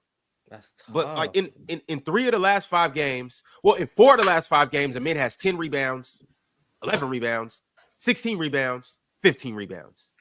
In the 2 games where he played 40 plus minutes, or in the 3 games where he played 40 plus minutes, one was 39, but it's close to 40. He had 20 points, 11 rebounds. 2 nights ago, he had 23 points, 16 rebounds. Last night, 41 minutes, 20 points, 15 rebounds, 7 of 8 from the field. 4 assists, 3 steals. It's just like, bro, it's no way I'm not playing him in 40 minutes every single game. Right. And that's cool. And that's cool and all, Ryan. But he can't run the offense. I don't care what he does. I don't care if he plays center. I just know he's playing 40 minutes a game. He has to be on the floor. I don't know who you replace. Maybe it is Jabari. Maybe it's Jalen Green. Maybe it is Fred VanVleet, and you run the offense through Şengün in the post. I don't know what you do, but he has to be on the floor. Like as much as possible, he has to be on the floor. Like there's no reason to. He shouldn't be playing 22 minutes because in a 2023 redraft, is he definitively going number 2? For me, yes. Like for me, it's I don't hate. No, I think Amen goes 2. Over Brandon Miller. I've been saying Henderson, this since last year. over I don't Anthony see Black. how it's close. Like Wemby is obviously number 1, and then to me, Amen is obviously number 2. I think so too. I would take him over Brandon Miller for sure. I think he's such a special athlete, man. Like when we were watching his overtime elite tape, and you're wondering, like, okay, the level of competition ain't great, but dude can move. I don't see like how someone's supposed to stop him and Asar at that level. And then in the rookie season, you see these flashes, like when Asar locked up Shai Gilgeous-Alexander, or like the several crazy defensive highlights that a man had, and you're like, man, if these guys want it, they got it. And now you're seeing like them get it. And it's been really unstoppable type of athleticism. Like it's like some shit like you haven't seen. Like it's very close to Michael Jordan level athleticism. I know. Like it's really just hard to judge them like coming in because OTE is just like some of the worst basketball. For sure. I can tell you boys is going to be good at an OTE. The quality of the competition was bad. But at some point, you just see something like, okay, this is an outlier among outliers. Like this, like I get it. Wasn't great competition. You put him on any basketball court in the world, he's the best athlete on the floor. Damn it. Like any basketball court in the world. That's how special Amen is. And Asar as well. But I'm talking about Amen because the topic was Amen. like that stood out. Like he still had feel for the game. Like he might not be playing the best competition, but I'm not gonna bet against what he has shown translating because the competition was bad. Like it was too freakish for me. Clive Davis said if he walked into a dive bar in Alabama, he would have signed Fantasia. Because no matter where it is, that girl got talent. If you go, I don't care where you go, you see him in Thompson. That dude got the goods. And I think about the architect for what kind of offense we have in the NBA today. I think he's the prototype for the lead guard at 6'6", 6'7", that can, I think, develop, getting downhill, creating shots, speeding up guys on offense. I'm speeding up guys on defense and creating more offense and being a better passer. I think he's the prototype for that. And I know this may sound ridiculous to a lot of you guys, but he reminds me of a cross between a young Scottie Pippen and Ron Artest. That's what I'm looking at when I watch this guy. When I see him. I mean, the thing about lead guards, and Scottie Pippen basically played the lead guard. That's what the point. He didn't, but sure. Position came from. Yes, 100%. But when you talk about lead guards, you're talking about, on the very, very low end of usage, you're talking about someone like Ben Simmons, right? You got to have such a handle to do this, right? I don't think Amen's there yet. The lack of shooting also creates a big issue for a lead guard right now. Like when you're talking about ball screen coverages, when you can't shoot, it simplifies very much of everything. When your most frequent pick and roll partner in that situation also isn't a great shooter, which is Alperen Şengün, now you are creating, two very talented players who are very much easier to cover because they're playing in the same screen together. So I understand that people maybe have an issue with Fred VanVleet. He's not as talented as a man. He's not as big as a man, as strong as a man, as as flashy or as impressive as a man. But his handle is way better. His playmaking and at least the threat to shoot and score out of those positions, his reads on the pick and roll are way better.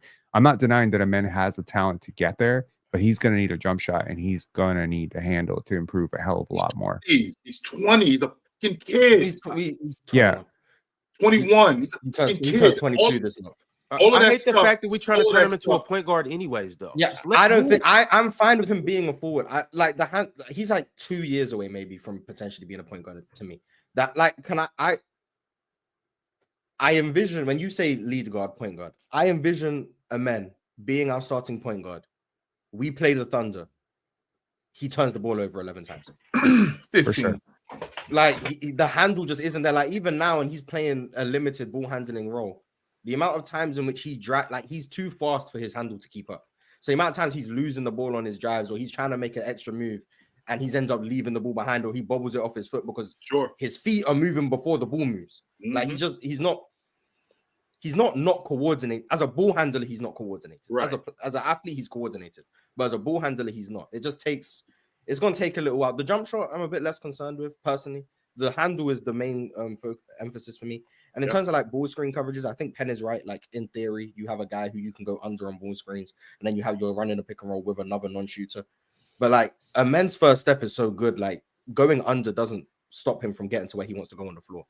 Normally, you go under ball screens, you're inviting jump shots because teams can't get to the rim anymore. Teams go under on a man, and he's still able to beat you to spots because he's that fast. Right. So it's like I'm less concerned about that.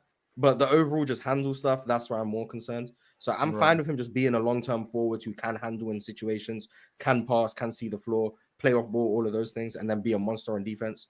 Is it crazy to compare him to a mini Giannis? I don't think so.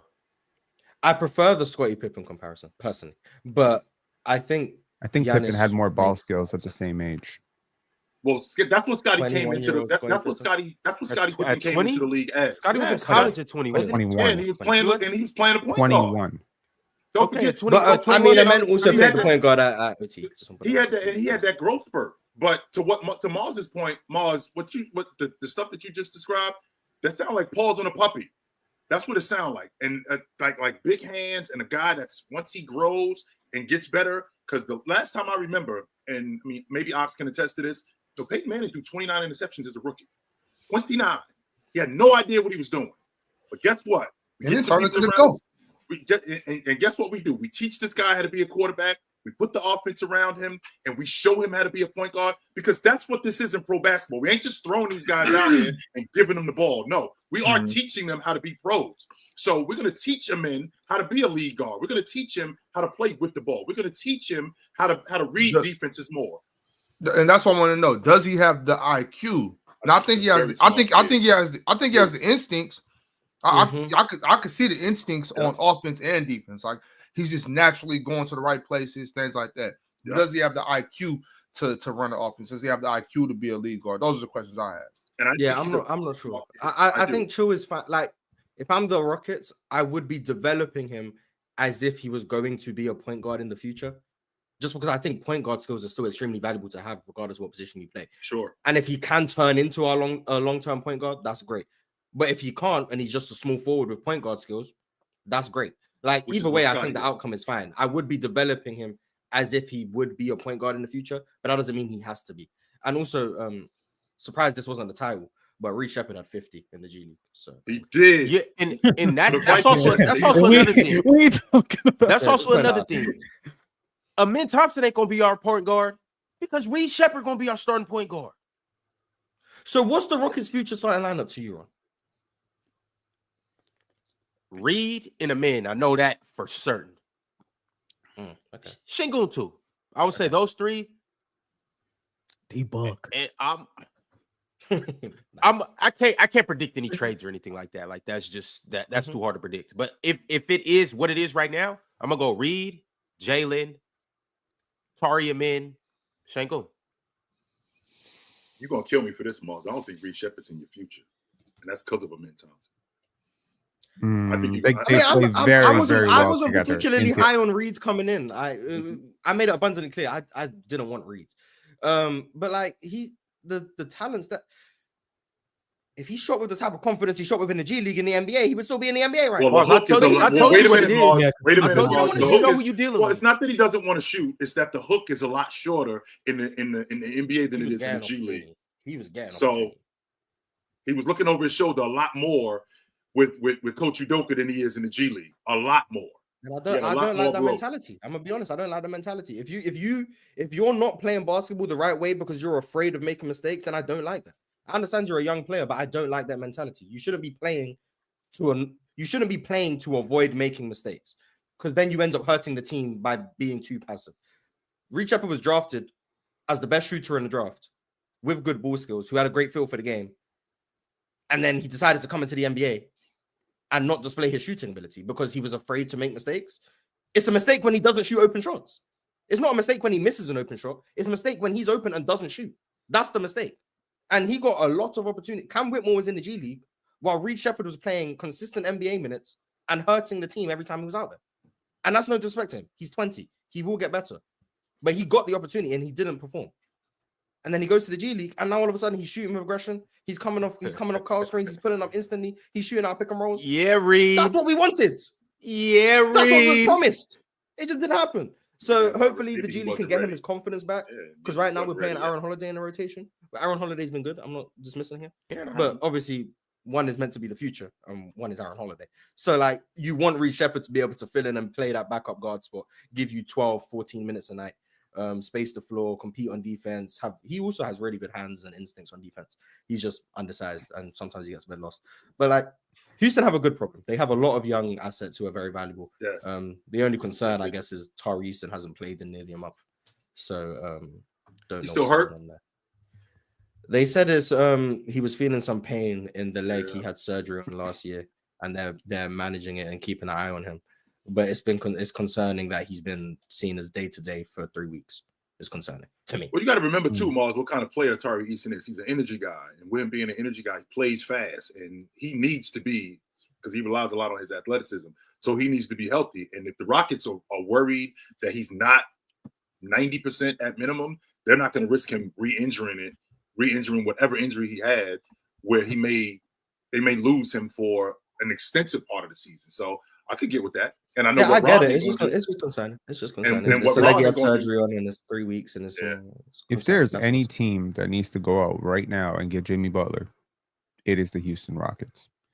They are. What would you give him? I not want buckets on my crew around my kids. I don't want him around my kids. I don't. What? Don't want him around my kids. I don't. Yo, you talking about him like he's Sean Combs? Why do you want not want around my kids? I seen him. I seen what happened when in Minnesota. Why you don't want Jimmy? They were soft. Why you don't want Sean? Are we soft? You saying the Rockets are soft?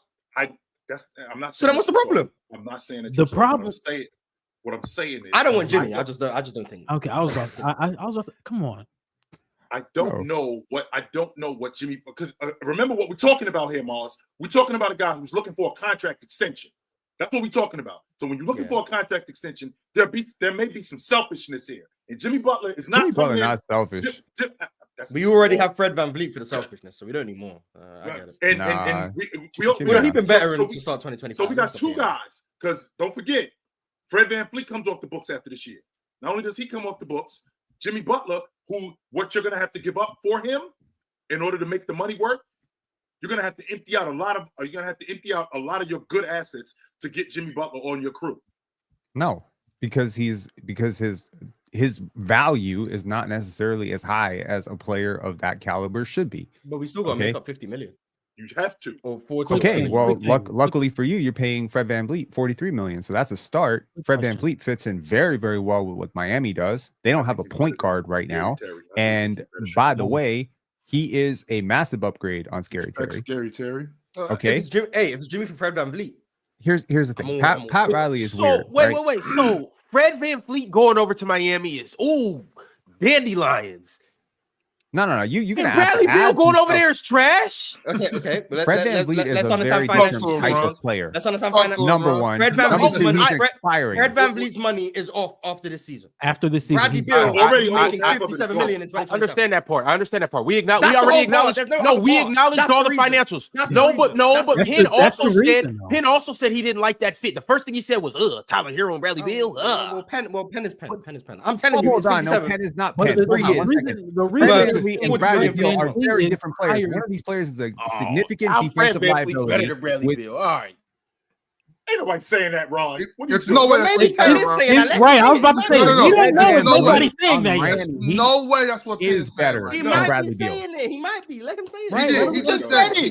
The Miami Heat. It's not in isolation, not random team. I'm saying for what the Heat need right now. They got Bam Adebayo. They got Tyler Hero playing like a sub all-star, borderline all-star. You just need a table setter. You don't need somebody to come in and score 25 points, 28 points. What do you need? You need that's what Fred's gonna try to do. Okay, let me put it this way. Jimmy Butler. What is Jimmy Butler? What is Jimmy Butler? Is Jimmy Butler all buckets? No, Jimmy Butler is an all-around player. He's a veteran. He's a veteran presence. He's a stabilizing, force of leadership. I'll tell you right now, the Miami Heat do not think like most teams. The San Antonio Spurs don't think like most teams. There are certain teams that Fred VanVleet is going to appeal to, and then there are certain teams like the Washington Wizards, teams like that he's not going to appeal to. I'm telling you right now, I know what the Heat value.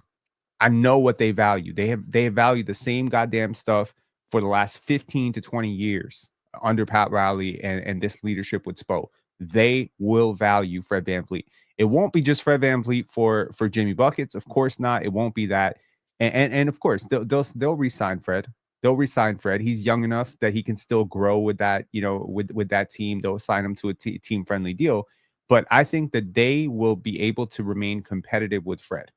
And they won't have to take on 57 to 60 million plus trade kicker with Bradley Beal. Oh, and by the way, a guy who doesn't play defense. How much is that trade kicker, by the way, Penn? How much is it? Pardon? How much is that trade? How much is that trade kicker for Bradley? I don't remember. It's like, Mars, what was it? 15%? 15%. I mean, my lord. You want to make him the highest paid player on your team when you already got two borderline max guys in Tyler Hero and Bam Adebayo. That's like your whole cap to those three guys. And you're not winning a playoff series with those three guys. Okay, so here's the deal that I would do if I was Houston. I would take one of those picks. I would take Jabari.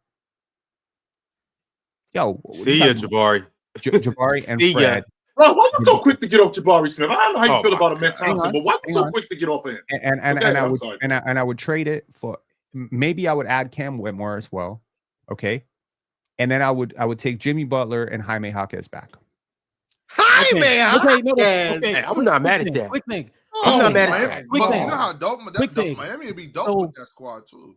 I've been since, because the Rockets are going to be in a lot of trade rumors for a little while now, and I don't think the Jimmy Butler trade is the best opportunity for them. And when I look at this Houston Rockets team, they have young assets, they have draft capital, and if I'm the GM, I'm like, we've seen this happen before. We've seen the Boston Celtics have a lot of young players and a lot of draft capital and become a championship caliber team. We've seen the OKC Thunder have a lot of young talent, a lot of draft capital, become a championship caliber team. I'm not going to bite on Jimmy Butler and potentially ruin all the assets I have for something bigger when I don't know if he's really raising our ceiling as much as if we just take in this draft Get capital. rid of Fred I Van don't- Vliet. How is he Gotta not get rid raising of your it. Put Get Jabari rid of Smith in a Fred pick in the VanVleet deal. That's in not 4 helpful. months anyway. Like, but if let's say you do get Jimmy Butler in a playoff scenario, they're going to dare Amen to shoot, Dylan Brooks to shoot, Jalen Green to shoot. That's not necessarily getting you out of the first. They're I don't gonna believe dare the that's whole getting you out of the starting first five round. to shoot. That's what I'm gonna say. And just so you know, Exactly. Mars, and just so you know, Mars, knowing Pat Riley, he's asking for Amen Thompson. He's He's asking for good. somebody He's No, I'm upside. not gonna lie. He's We're at the point 100% where Pat asking Riley for is him. old and senile. He asked for Amen Thompson. I'm not gonna lie, we should smack him through the phone. What's wrong with him? Like, that's Yeah, crazy. I'm telling you At right some- now. he's at not some asking for point- I just don't see the upside of getting Jimmy Butler, because like we're gonna have him for what, this season, and then we either have to extend him, Y'all not gonna pay which him. doesn't seem worth it because he's gonna be 36, or he's gone after the season and we've given up assets for 4 months to not win a championship. But here's the thing: those assets have an expiration date, and what you don't realize is that Jabari is going to come up on contract extension talks, just like Jalen Green. Now, Mhm. you and I I don't know how you feel about Jalen Green. Me personally, I'll be good with him just not being on the books for $34 million. But that was Hey the man, asking if he price keeps to playing have like to he has extend so him. far to start 2025, Quick Oh thing. Lord, he's fine with me. 2025 is 8 He's days not- old, Mars. Yeah, that's what I said. If he You keeps falling playing for like it this, again. he's fine with me. Jalen Green has had a solid season though. Like he absolutely Define has. solid. Okay, cool. Okay, My if we go point through is, the timeline of Jalen Green's season, right? This is what happened, right? So we started the season, we had preseason. All of a sudden, he could shoot 40%. It was crazy. It was very Mhm. nice to see. He led the Rockets in scoring in preseason. It was like, oh, Jalen Green was good. Then the first 5 games of the season came. Once again, Jalen Green looked good. He was averaging like 28. He was shooting like 40% for 3. It was great. Then things started to go downhill. Then he came down with an illness. I don't know what the illness was, but he was questionable for like 8 straight games. Like he was playing through some weird illness, and he was terrible. I think like he was averaging like 12 points a game. He was shooting like 35% from the field. He was shooting like 22% from 3. Mhm. And then Thanksgiving came. We played the Sixers. He scored 41 that night. And since that point, it's been up and down. Good games, bad games, quite inconsistent on a game-to-game basis. He's been averaging about 22 since then. Shooting, I want to say solid splits, like 58% true shooting-ish. Since Thanksgiving. And then we've got into 2025, and he's averaging 27 again for another 4-game stretch. So like he's up and down. I would say the biggest down spell was when he was dealing with an illness. So if I wanted to be part of Jalen Green FC, I would say if he weren't ill, he would have had a much better Okay, season. I have a new trade. Barnes, you're not getting off this Jalen Green FC. Fred You Van can't Vliet just and jump off the Jalen boat. Green. You're Yes, I Jalen can. Green Man FC. Thompson FC No, was right no, next door. you're Jalen Green FC at least until I'll give you at least Come on. until April. Didn't he jump? Forget Jalen Green. SC. Didn't this dude jump off the Houston Rockets train? Didn't he? He do was that? just Yeah, Portland. but then He was in Portland. You didn't just do that? Oh, yeah. We was Portland's FC, and then For 2 days. yeah, and then Jabari broke his hands, and then Thompson was back in the starting lineup. Houston FC, Capital back. S, Like I'm gonna tell you, Houston Small FC, back. L, small U, small T, Man, exclamation. Amen Thompson playing more minutes equals I'm watching that team. That's what that means. We Amen Thompson FC. I'm so But sick of I Mars. think can't Jalen Green. tell you I how think sick Jalen of Green, Mars. not with the stretch of illness notwithstanding, I think he's been okay. And I think he's shown signs. I think he's grown a lot as a player, just in general, as like a playmaker, ball handler, decision maker, defender. Now he's not elite in any of those areas, but he's grown. And then I still think, I mean, he is leading the team in scoring. I think there's some value Alright. in that. I'm That's gonna the say thing, though. this. You The guys team- need a high vol. You guys just, quite frankly, you guys have an elite defense, right? Yes. You need somebody to come out and chuck. Like, no, for real. You guys, hey, like it or not, you guys need somebody to shoot the ball. And it's like if he's hitting, all right, we got a It's different 25 to between- 30.9. The difference between shooting and chucking, though, Ron. Okay. Those Yeah, two things yeah. ain't the same. Yeah, I mean, I actually don't think he's been chucking that much this season, if I'm being Yeah, honest. I'm just saying, y'all need a guy that can give you 25, 30 on any given night. Mars, I've And it's actually like, said and this to you. he's Yeah, I'm your sorry. only guy. Unless you And don't I- rely on Fred to do that. And I Unless said to you want Mars. Şengün to be aggressive like that.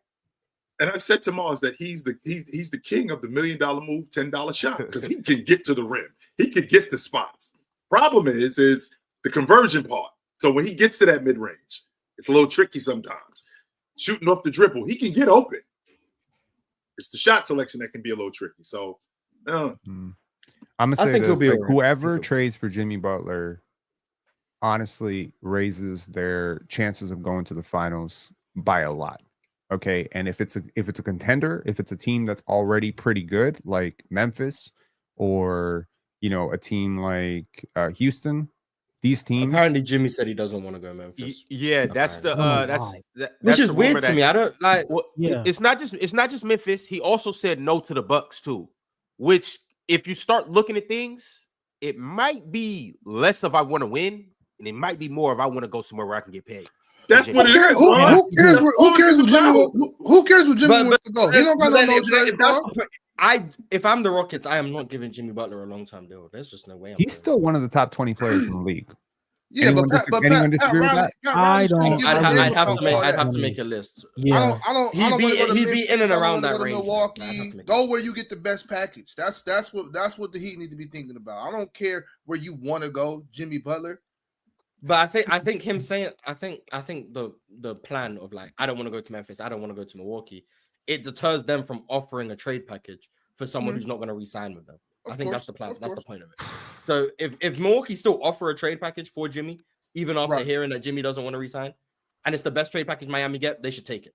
Fuck you, Jimmy. We don't care. We gonna take the best package. 100%. That's what I'm saying. I think the plan is, hey, I ain't gonna resign with you. Don't trade for me. I think that's the plan. Would you trade a package centered around DeMar DeRozan and Keegan Murray for Jimmy Butler if you're Sacramento? Big Ox. Kind of a 2-for-1 swap. I mean, I don't know, man. Trey Lyles isn't involved in this, right? No, DeMar and Keegan. Trey is safe. Don't worry. Trey is safe. All right, we can discuss it, but not really Keegan. But you got to take Kevin Huerter though. Like you got to take Kevin Huerter. I guess what I'm saying is like I think that it's too late. It's too late in the season for the Heat to completely tear it down. Tyler Hero and Bam Adebayo are two good players. I understand Bam is having a struggle, season this year, but I think they're too veteran laden at this point to completely tank, right? And so their only hope is to do what they always do, which is be competitive. And you got to look at teams around the league that have those types of players. Fred VanVleet, DeMar DeRozan, Keegan Murray. These are the types of players that I think the Heat will value. Now, again, when I think back to that Kawhi Leonard trade in 2018, I'm thinking they could have gotten a lot more than DeMar DeRozan and Jakob Poeltl, right? Like, clearly, if they were shopping for picks, they would have gotten a much better offer from somebody else. The problem with the Spurs was they didn't want to tear it down. They wanted to show the world that they could still be good. So they wanted a star. So they settled for the best one available, which was DeMar. So that's why I would see it. Like, I think the Heat are in a similar position where they want something sustainable. They don't want the typical. And the problem is, in order to give them something, you also have to like consider that a title contender like the OKC Thunder or a team like that, they would have to give up something of substance off their roster, which disrupts their continuity. And I don't think Jimmy's worth it because he's a wild card, right? If you're already like, the Cleveland Cavaliers handing them over for a bucket of extra crispy neither, Pen. I'm not. There just aren't a lot of teams that necessarily want him. Do you think the Bulls would get off Zach LaVine's contract to take Jimmy Butler's expiring? Yes. You think they want Jimmy back? I think they would do that. Number one. He'd be off the books after the season. That's what I'm saying. They're viewing Jimmy as an expiring contract. That's what just to get off his. I mean, that's what you call it just did. That's what Minnesota just did. But why does Miami do that? Why does Miami want? Yeah, I understand that, but Miami has this sort of like Heat culture two-way mentality. Zach LaVine next to Tyler Hero is a recipe for getting blown out every single night defensively. Neither one of those players is good defensively at all. Already played. And Penn, I want to and Penn really quickly, Miles. Yes, I know. I just want to stay there real quick. It's not like they have the defense right now, so why not just get them better? So why not try to replace Jimmy Butler with competent two-way players? Like that's why I mentioned Keegan Murray in that trade. That's why I mentioned Fred VanVleet. Yes, DeMar DeRozan is the sustainable bucket getter, right? But Keegan Murray would be able to sustain some of your defense. So let me look at the Bulls roster real quick and get a defender for you. Bear with me. And Lonzo Ball. Before Lonzo's making a bit too much. But if they could get Lonzo, then would you wait? If they could get Lonzo, would you do it? If they could get Lonzo, 1,000%. So Lonzo and Levine for Jimmy Butler and whatever salary. Hang on, Lonzo. No, it won't be Lonzo and Levine. Okay, here's a theory. What if they could trade Patrick Williams?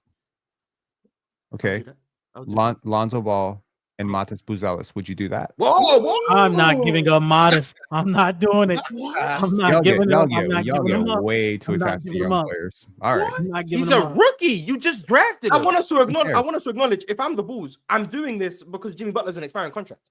So why am I giving up my young prospect? No, for an expiring contract. Yeah. Yeah, the Bulls aren't. I'm not doing this to make the Bulls competitive right now. I'm doing because it like, Patrick Williams Jimmy, is an awful contract. We probably won't even play you for the rest of the season. If I'm being honest. Patrick Williams is a bum. That's why. Yeah, Patrick Williams. You signed 5 years. I was with you. Lonzo Ball just has a new knee, and he is an expiring contract. You're not getting Jimmy Butler without giving up something of substance, and y'all don't want to get up. That was not that substance. That was still in there. You can have what's his name? I'm forgetting, but anyway. I just keep Buzelis out of this, Pin. Yeah, I just please, let's any further in this yeah, forget all the other stuff. Just keep Buzelis out of this. Yes. Simple as that. He's the one player. All right. There's just no need for that. Yes. You asked for Modest 21, and Zach's making 43. How much is Jimmy making? 50, he makes 52 next year. He makes 48 right now. I think that means you have to add like a lot higher on Jimmy Butler. I think I'm a lot higher on Jimmy Butler, and I think I'm a lot higher on how organizations around the league that are looking to win actually see this guy. I think he is the single. The Bulls aren't winning with Jimmy Butler though, Pin. So like, why you say you're high on Jimmy Butler? I'm very high on Jimmy Butler too. But the Chicago Bulls draft Jimmy Butler for all these guys you're talking about. That doesn't make them contenders. So that's crazy. You know what I'm saying? Like if you were saying this about a different team, give me any other team that could potentially step into a winning situation right now. Quick question, I would be with you. You're talking about giving up their lottery pick this year, who has a promise of future. I don't care about lottery pick. It was a. I know you don't care. I'm just saying. Justifiable. I'm only saying the lottery best player for the Chicago Bulls. Lottery pick. I'm not saying Terry Rozier's making 26 million. I'm just saying you're not going to give him up in a Jimmy Butler trade. That would be ridiculous. You know, that's just a bad move. Let's not forget the Bulls have a top 10 protected pick. So does Jimmy Butler take them out of that threshold to where now they don't get their pick? Like that's the Bulls they might not get their pick anyway. Have you seen their record? Yeah, but it's like they're still in the conversation of the play-in though. Like if I'm the Bulls and I have a top 10 protected pick, I'm trying to be terrible, and now they're still in the. They're not doing that. And they might fall out of the top 10. They might fall of their top 10. They're gonna start tanking soon. They're gonna. They never do. Are they going to catch up to New Orleans? And then they're gonna do my genius Zach LaVine for Jimmy Butler trade. That's what they're gonna do. But are they like in terms of losses? Are they going to catch up to the Pelicans, the Jazz, the Nets, the Wizards? So that's 4 spots already that might be gone. The Hawks just won the lottery with like the 12th best odds. So. Yes, I don't. Like the whole tanking thing that doesn't work when you have a lottery. But I wanted to ask Penn because Penn brought up a really interesting question. So Penn, question: buckets, Joker. Are you asking? I'm asking you, buckets or Joker? Yes or no? That's not a yes or no question. What are we asking? What's going on here? Buckets or Giannis? He's asking if Jimmy's better than these guys. I think. Oh, okay, cool. Oh, you're asking me. We can run through this pretty quickly. It's because you said he's a top 20 player, so I think he's going through the league. Buckets or Giannis?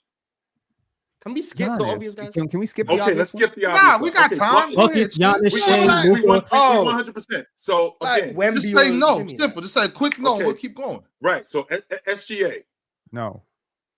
Luka. No. Tatum. No. Jalen Brunson. Yes.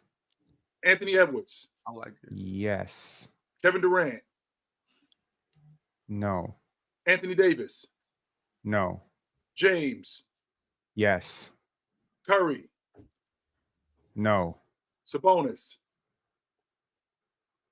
Yes. Send him to hell, Ron. That's where you lost. That's where you lost. That's where he lost. Right to hell, Ron. So you Keep going, chill. Keep going. Keep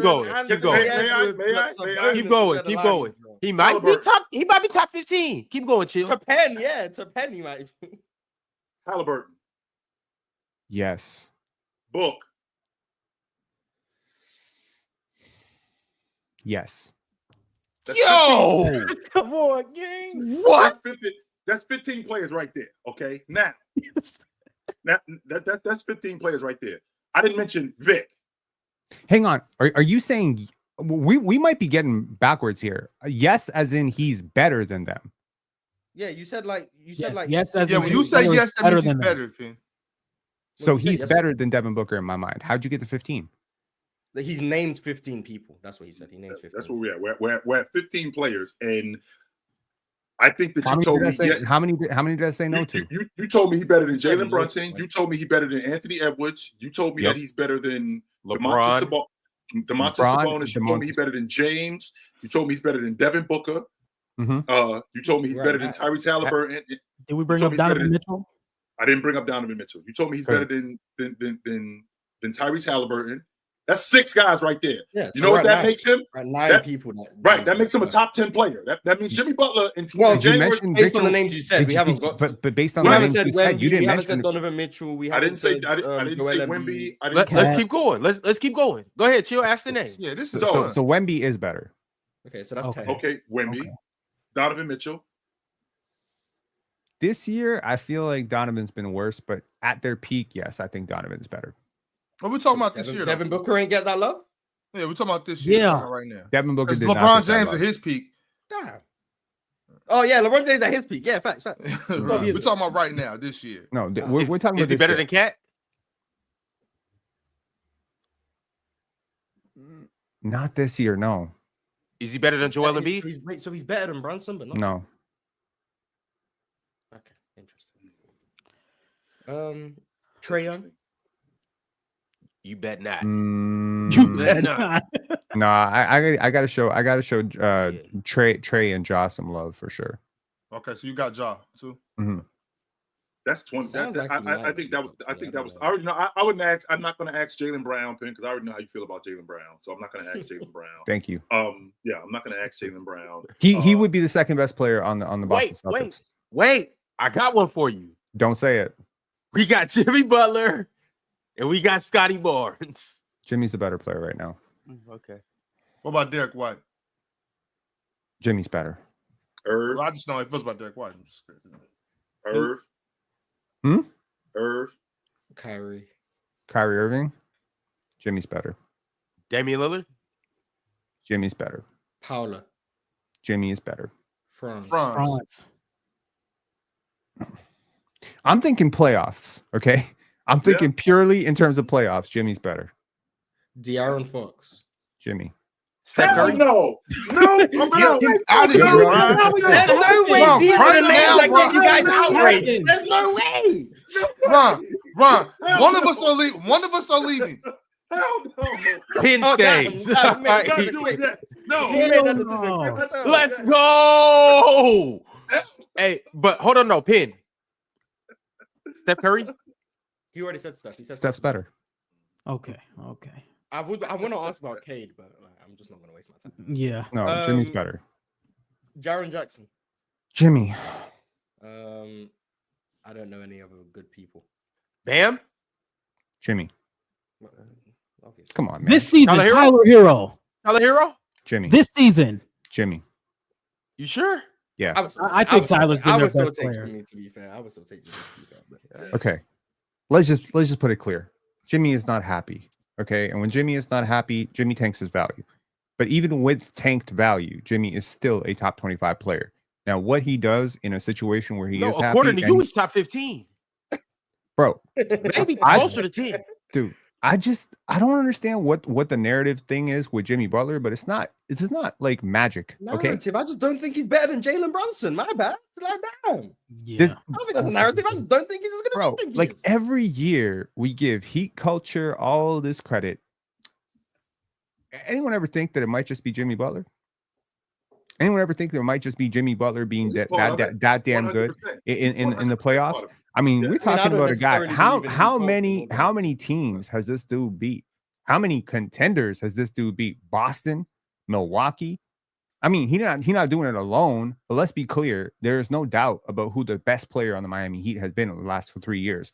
So I don't doubt Jimmy Butler, and just like I don't doubt LeBron James. I'm not doubting LeBron James in the playoffs either. So until you just took Jimmy over him. Yeah, I do take Jimmy over him because I think he's better defensively. Like to me.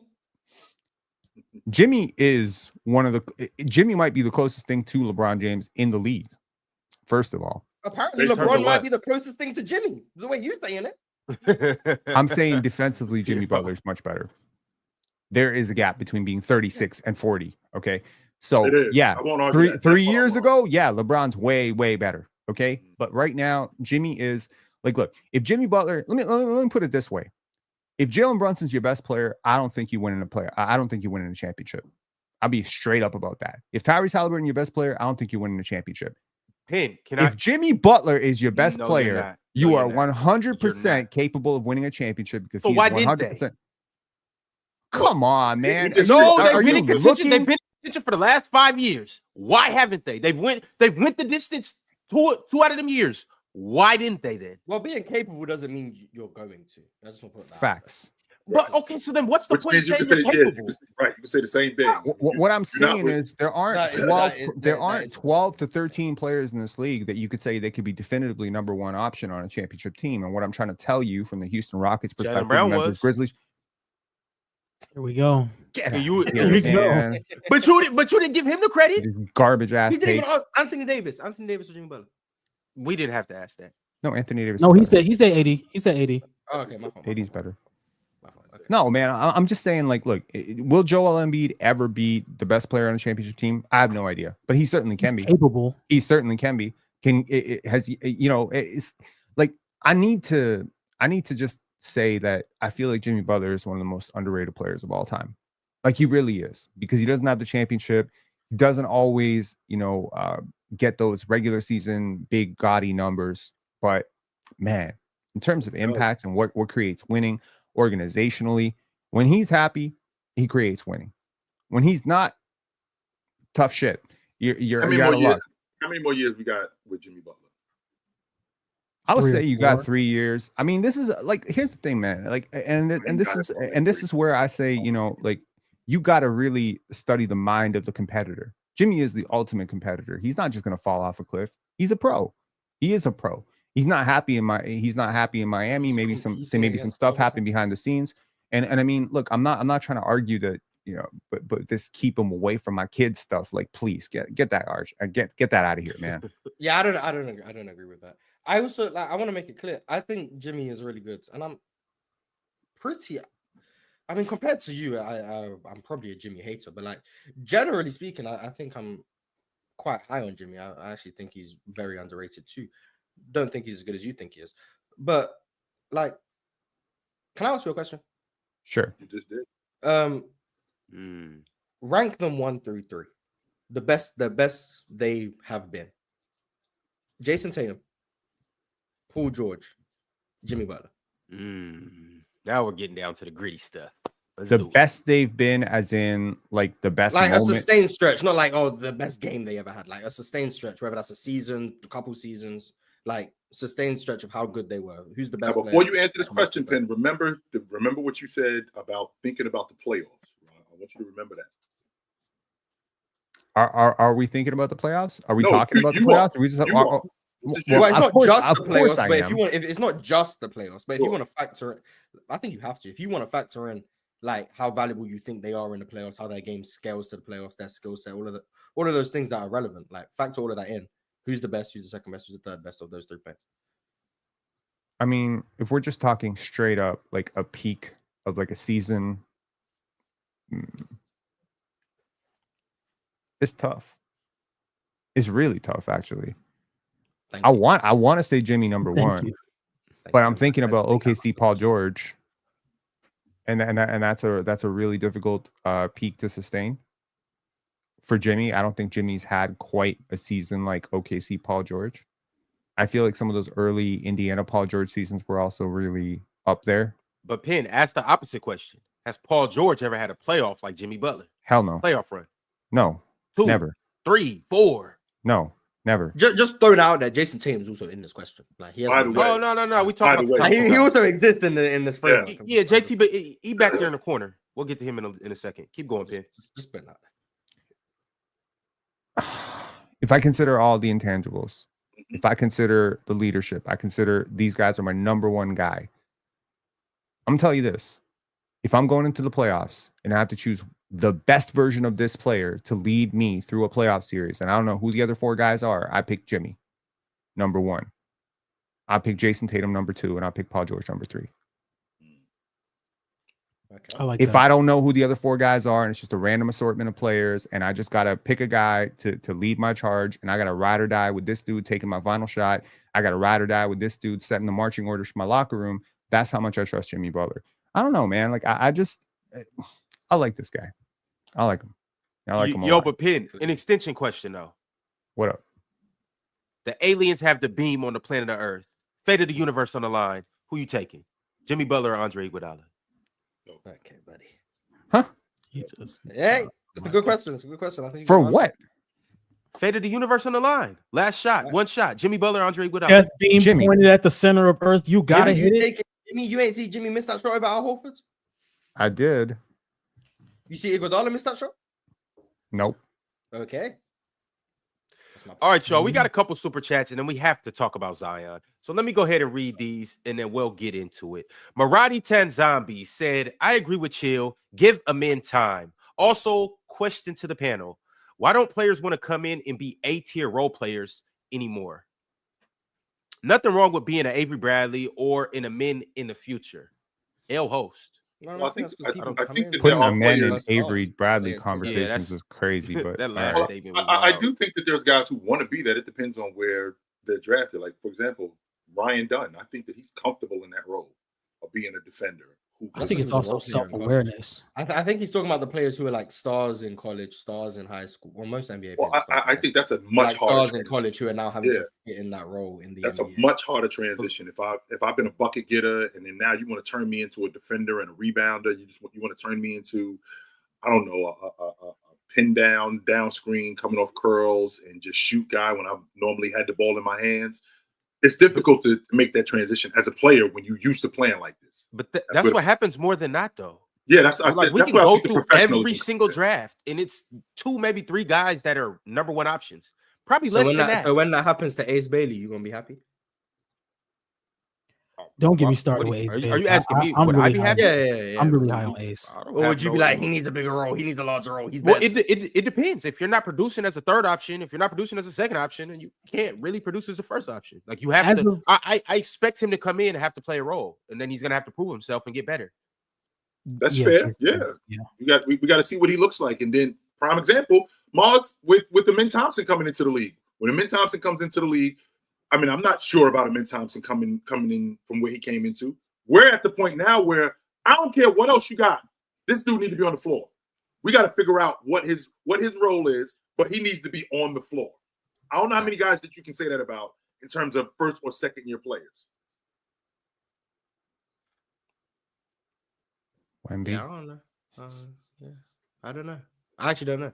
But yeah, Amen Thompson's really good, so that's why. But it's just like guys like of the Ace Bailey modes of like these scorers who are drafted as scorers, and then they come into the NBA or drafted as like offensive engines, like even like point guards and stuff, and then they come into the NBA and now all of a sudden they're catch and shoot guys, or they're 3-and-D wings, or they're just asked to be hustle guys, or they're asked to come in and pick up 94 feet.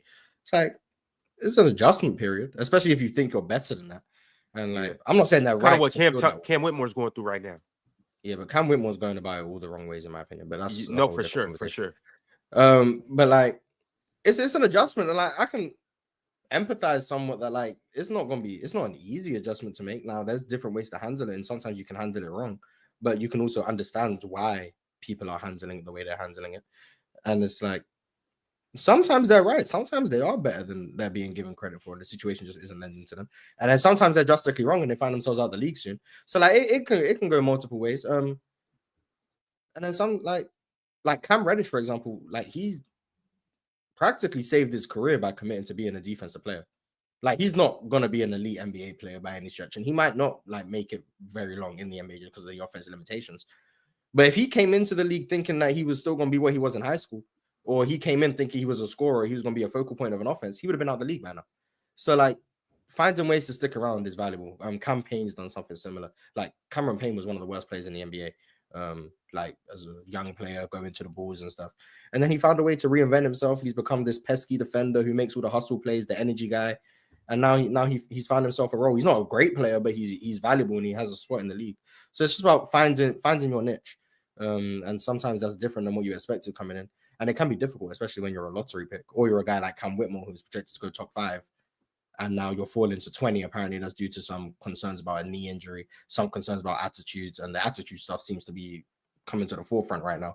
Yeah. And then other stuff in terms of like basketball IQ and stuff. But like, it can be bothering. It can bother you when you view yourself as one of the best prospects in the draft and you fall all the way down to 20, and you think, hey, I went below Brandon Podziemski. Like, I'd be mad as hell too. Like, Brandon Podziemski over me. Even with Cam Whitmore though, like, I could see him believing that he's better than everybody that's ahead of him. I can see him believing that he's better than Dylan Brooks. I can see him believing he's better than Tari. I can see him believing, I'll keep him in out of this. I can see him believing that he's better than Jalen Green. But it's just like, you can't, you know how pompous you have to be to come into the NBA. Jalen Green's already a 20-point per game scorer. Dylan Brooks has been on teams that have made playoff runs and teams that have had finished top 2 in the conference. You got Tari, who was already drafted before you. He's been putting in work. You got all of these guys that are already established. You can't just step in and expect to just take their minutes without earning it. Reed Shepherd too, for instance. Like, for him to step in and be like, I should be, since I'm the number 3 pick, I should be playing over Fred VanVleet. I'm better than him, yada, yada, yada. It doesn't work like that. You got it. Basketball is a production-based sport. If you don't produce, you don't play. I think I don't know Cam Whitmore. I don't know him.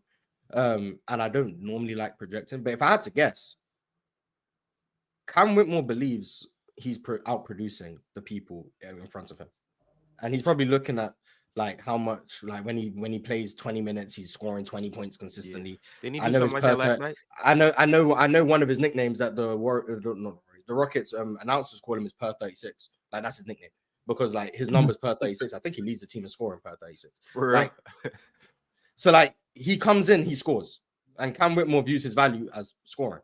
So when Cam Whitmore comes in and he's outscoring Jalen Green on a minute-per-minute basis, he's outscoring Dylan Brooks, Tari Eason, Jabari Smith, Amen, all of those guys, and he's seeing they're playing 25, 30, 35 minutes, and he's playing 14 minutes in blowouts. Like, he's going to be upset. Like, there was a game, who did we play? I can't remember who we played. I watched the game. He scored 27. And they asked him after the game, how did it feel to finally get some consistent minutes? Instead of like, oh, I'm happy for the win. It was nice to get out there. It was nice to see the floor. I feel like I helped my team. My minutes weren't consistent. There was nothing consistent about my minutes. Like, come on. Like, let's be serious. Like, that's kind of crazy to say. And then like last night he plays in a blowout against the Wizards. He scored like 17 or something. And I think most people have seen it. At the end of the game, he just walks off the court, doesn't dap up anyone, doesn't dap up his teammates or anything. He just walks off the court. He bumps Tari on his way out. Like, I understand thinking like he's only, I want to say he's 19 or 20. He's 20. He just turned 20 in July. Okay. He's young. He was really good at Villanova as a scorer. He was really good in his limited minutes last year. Me and Jordan spoke about this preseason. I didn't think he was going to be in a rotation because of the defensive flaws, the playmaking, all of those things. Defensively, I think he's gotten better. He's still not good. He's gotten better. The playmaking stuff is still really bad. The feel for the game is still really bad. The shot tracking is still really bad. But like, it's hard to look at what he's producing points-wise and not understand why he thinks he should be playing more. And then he goes down to the G League and he's averaging like 25 as well. It's like, Cam tough. I ain't gonna lie. Cam can score the ball. Nice. He can score the ball. He can score the ball. He's done. I would say he's probably the Rockets' third best scorer. If I had to, I'd probably say he's the Rockets' third best scorer. So if that's all they needed, and I'm sure Cam's looking at like the offense sucks. Like, I'm pretty sure he thinks he could help. Who's better than him as a scorer? Jalen Green and Alperen Şengün? Yeah, those would be the two I would say I think are better scorers than him. I think with Green it's close. The Really self-creation, I think there's a large gap between how well they can self-generate their own offense. I think Cam Whitmore is a really good play finisher, and his strength, like his body, his ability to like hold off contact and play off like cuts and stuff, is still really valuable. I just think like in terms of like self-generating offense, which is what the Rockets need, there's a large gap between Cam and Jalen personally. So that's why I would give Jalen the edge. Cam, one of those dudes where he just finds a way to score the ball. I love players like that. Like the Zion type of players where you don't got to run plays for them, but they are going to find a way to get buckets, whether it's through steals, offensive rebounds, back cuts, whatever. They're just going to find a way to put the ball in the hole. So you're saying if Zion keeps his nose clean and plays it right, he could be the next Cam Whitmore? That's what it sounds like. But that's a great segue, bro. Yeah. It's a great segue. On subject. Shout out to Zion Williamson because he played his first game since November 6th. In that game, he played 29 minutes and had 29 points. Well, last night against the Minnesota Timberwolves, in a loss, by the way, he played 28 minutes, scored 22 points, had 6 rebounds, 4 assists, 3 steals, and a big block on Rudy Gobert. You see that dunk? Which one? The 360? The 360 windmill.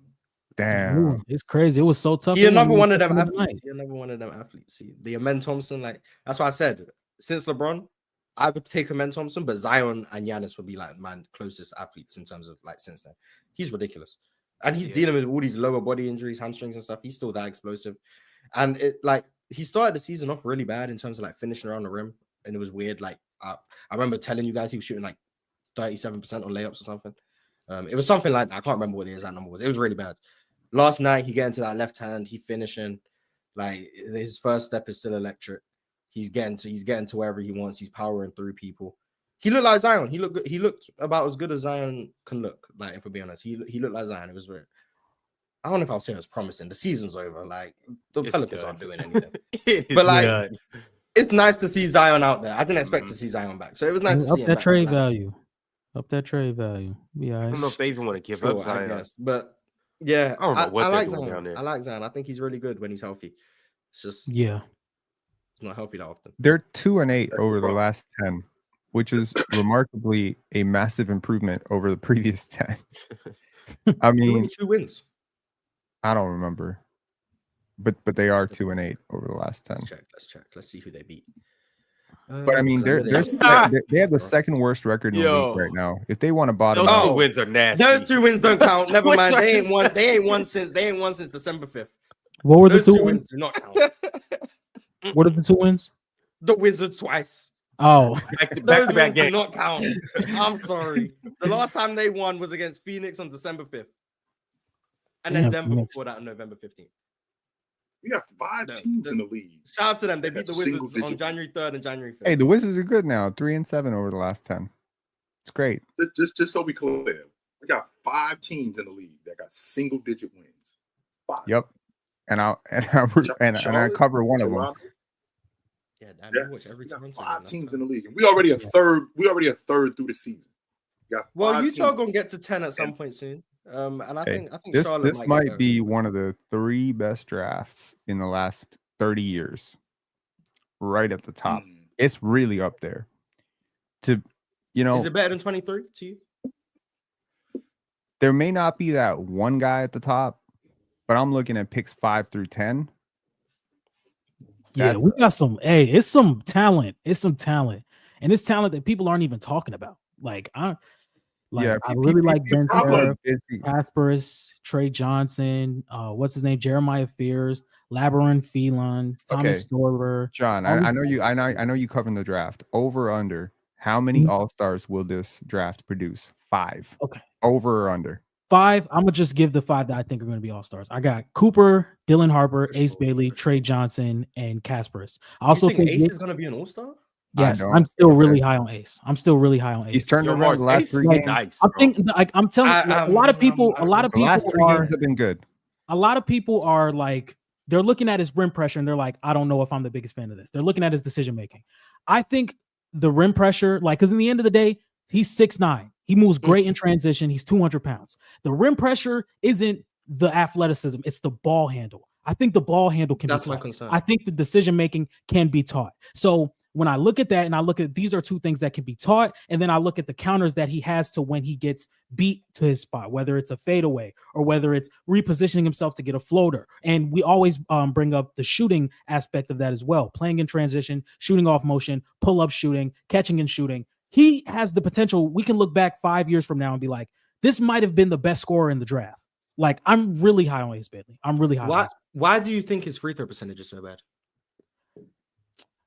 I think it's one game. What is it? First of all, it's one game that's driving. I don't know what his actual free throw percentage is. Like, I couldn't tell you, but I know it's below 70%. If you take that one game out of it, it rises to like 76%. It was just like one terrible. I don't know if it's like 2 for 8 or an 0 for 8 or some crazy free throw shooting game that he had. I remember. Someone said he's at 54% from the free throw line. Yes. I was about to say, I'll look it up, but I don't think he's necessarily not that bad. Is he that bad from the free throw line? Yikes. 54. That's why I asked, because I know it was bad. I just 70? didn't know the number. I'll look it up. No way. Really? he is. He's 55%, but he's only shooting 3 or 4 a game. Yeah, but that's also another concern that he doesn't. Yeah, that's definitely a concern. free throws. Like, So it's like that's what I'm saying. Like we look at the rim pressure and I say, okay, I would just say if he cleans up his hand, because once again, I think he's extremely athletic, and being 6'9", you should be able to finish at the rim. So I think if he tightens up that handle a little bit, we could see a completely different side from him. Now, do I think if he goes to the wrong development system, it could all go bad? You know, he could, like Charlotte. So yeah, like he's had 3 games. He's had 3 games. One he had 1 for 8. One he had 3 for 8. One he had 2 for 6. Those are the 3 games. You take those 3 games out. Free throw line. 1 for 8 as a free throw line. Can I just take out 1 for 8 from the free throw line and be like, oh, if you take that, No. I understand. Underlying issue. But when I last checked, that 1 for 8 was the only bad game. The last 2 games that he's played, he's gone it's 5 for 14. So that's crazy. Do you think there's a valid concern with the free throws? Yeah, sure. Yeah, I think think this has happened many times. Once again, I think I do think those 5 players are all-stars. I do think there are a few like bright situation. I think Jeremiah Fears as a scorer is a little overrated, just a little overrated, because he is very slim. I don't like his rim pressure. And if you're going to be leaning on a lot of mid-ranges and 3-point shots when you're not the most, like you don't have the best burst out of some of these prospects, I don't know. I think he's going to be a really good off-ball player, maybe be able to attack closeouts.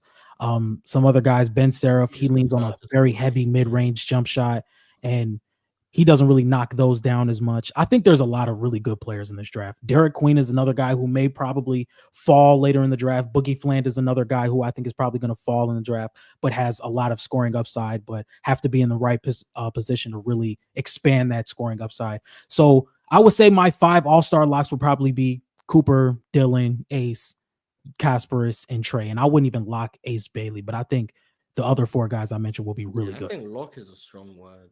Like to say these guys are guaranteed. I think Cooper will be an all-star at some point. I don't see how that doesn't translate. I think Dylan Harper will more than likely be an all-star. Beyond that, I think there's guys who have all-star potential, but it's not a lot. Even like in the 23 draft, if you ask me pre-draft all-star locks, I would have said Scoot and Wemby. Very obviously wrong about Scoot. Very obviously. But that's who I would have said. Those guys, I view them as they're going to be all-stars at some point. And then guys with all-star potential, I would have said Amen Thompson. I would have said Brandon Miller. And then I would have said like a long shot Bilal Coulibaly down the line. And like, would I have said anyone else? I don't know. But like those guys would have been the ones I would have said. But like in this draft, I would say Coop and Dylan Harper. And I think Dylan Harper has the upside to be the best offensive player in the draft. I really like Dylan Harper. I mean, you got to think about the question though. Like, we're not saying perennial all-star. We're not saying Hall of Famer. We're saying all-star. Jamal McGlure was an all-star. Fred VanVleet was an all-star. Okay, so some guys make one all-star team. And it's like, Brad Miller. But I just don't know if that's a lock. I don't know if they're. When I hear the word lock, it's like this guy's guaranteed. No matter what, this guy will make an all-star team. Well, I didn't say lock. I said over under how many all-stars will this draft produce. I never said the word lock. So yeah, but John that's on John saying lock. Anyways, I think it's a really good draft, and you know, you typically know how good the draft is by which teams are tanking. Typically, you tend to feel it out, and I mean, like the better front offices tend to kind of game plan to tank for the worst for the best drafts. Like again, people don't realize how many years these players are scouted.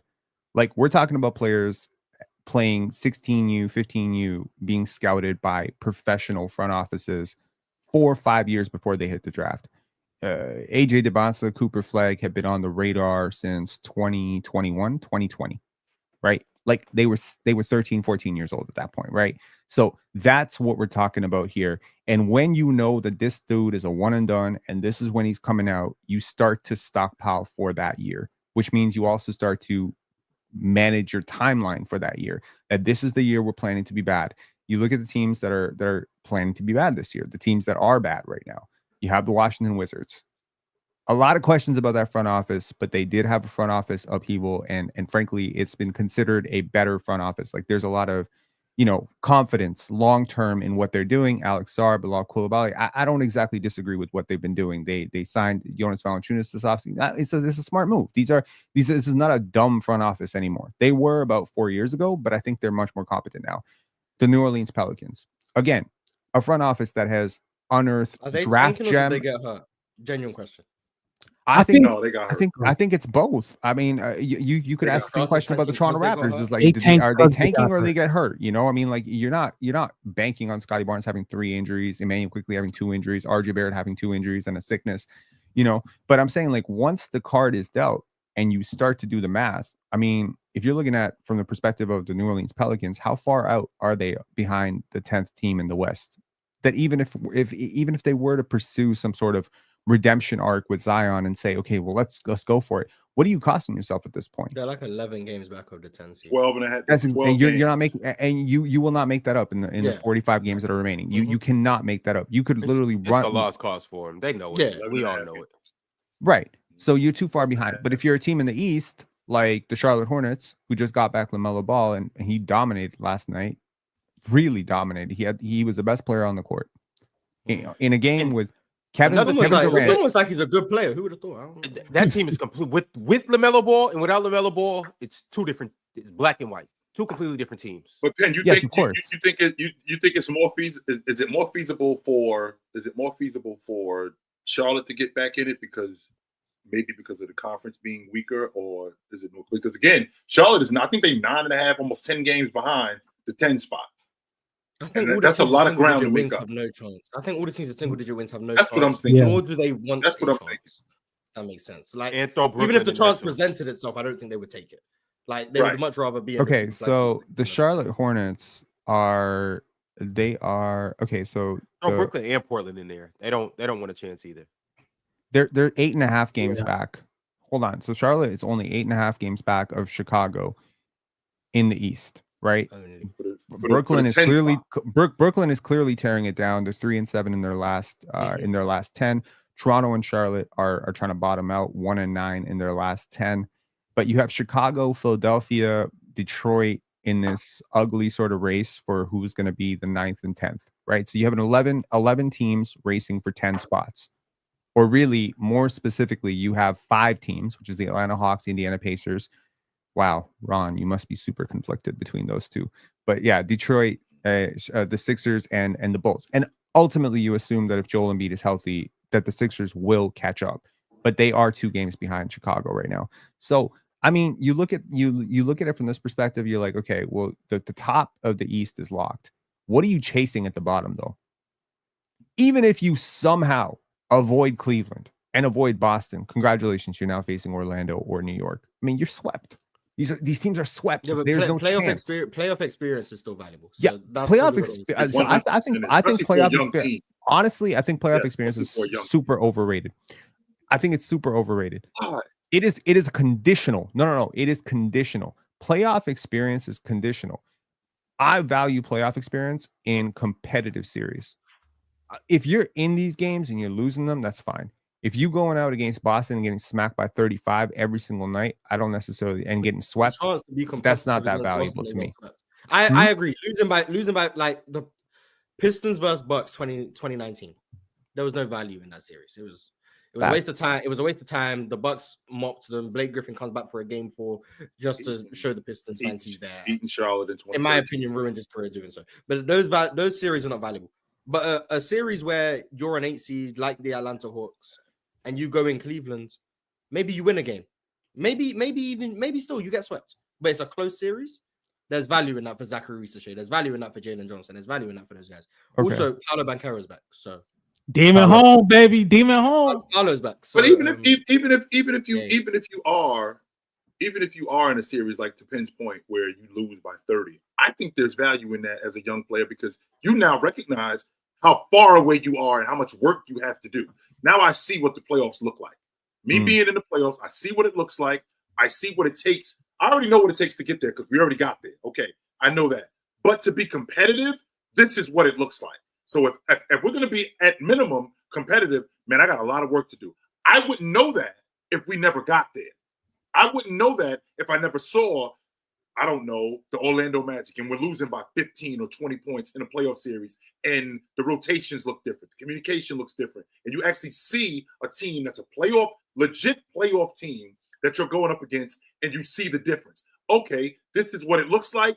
This is the work that I have to put in individually to help my team win.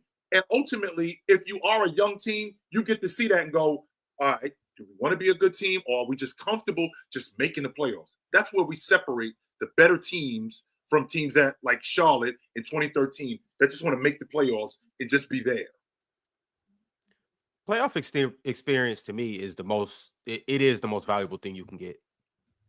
Like, yeah, we're doing this all for what the reason? most valuable thing. Most valuable thing that a team can get is okay. If you're the general manager of the Toronto Raptors, you want to face the Boston Celtics. You want Cooper Flag. Which of those two things is more valuable? I think he's for real. Come on now.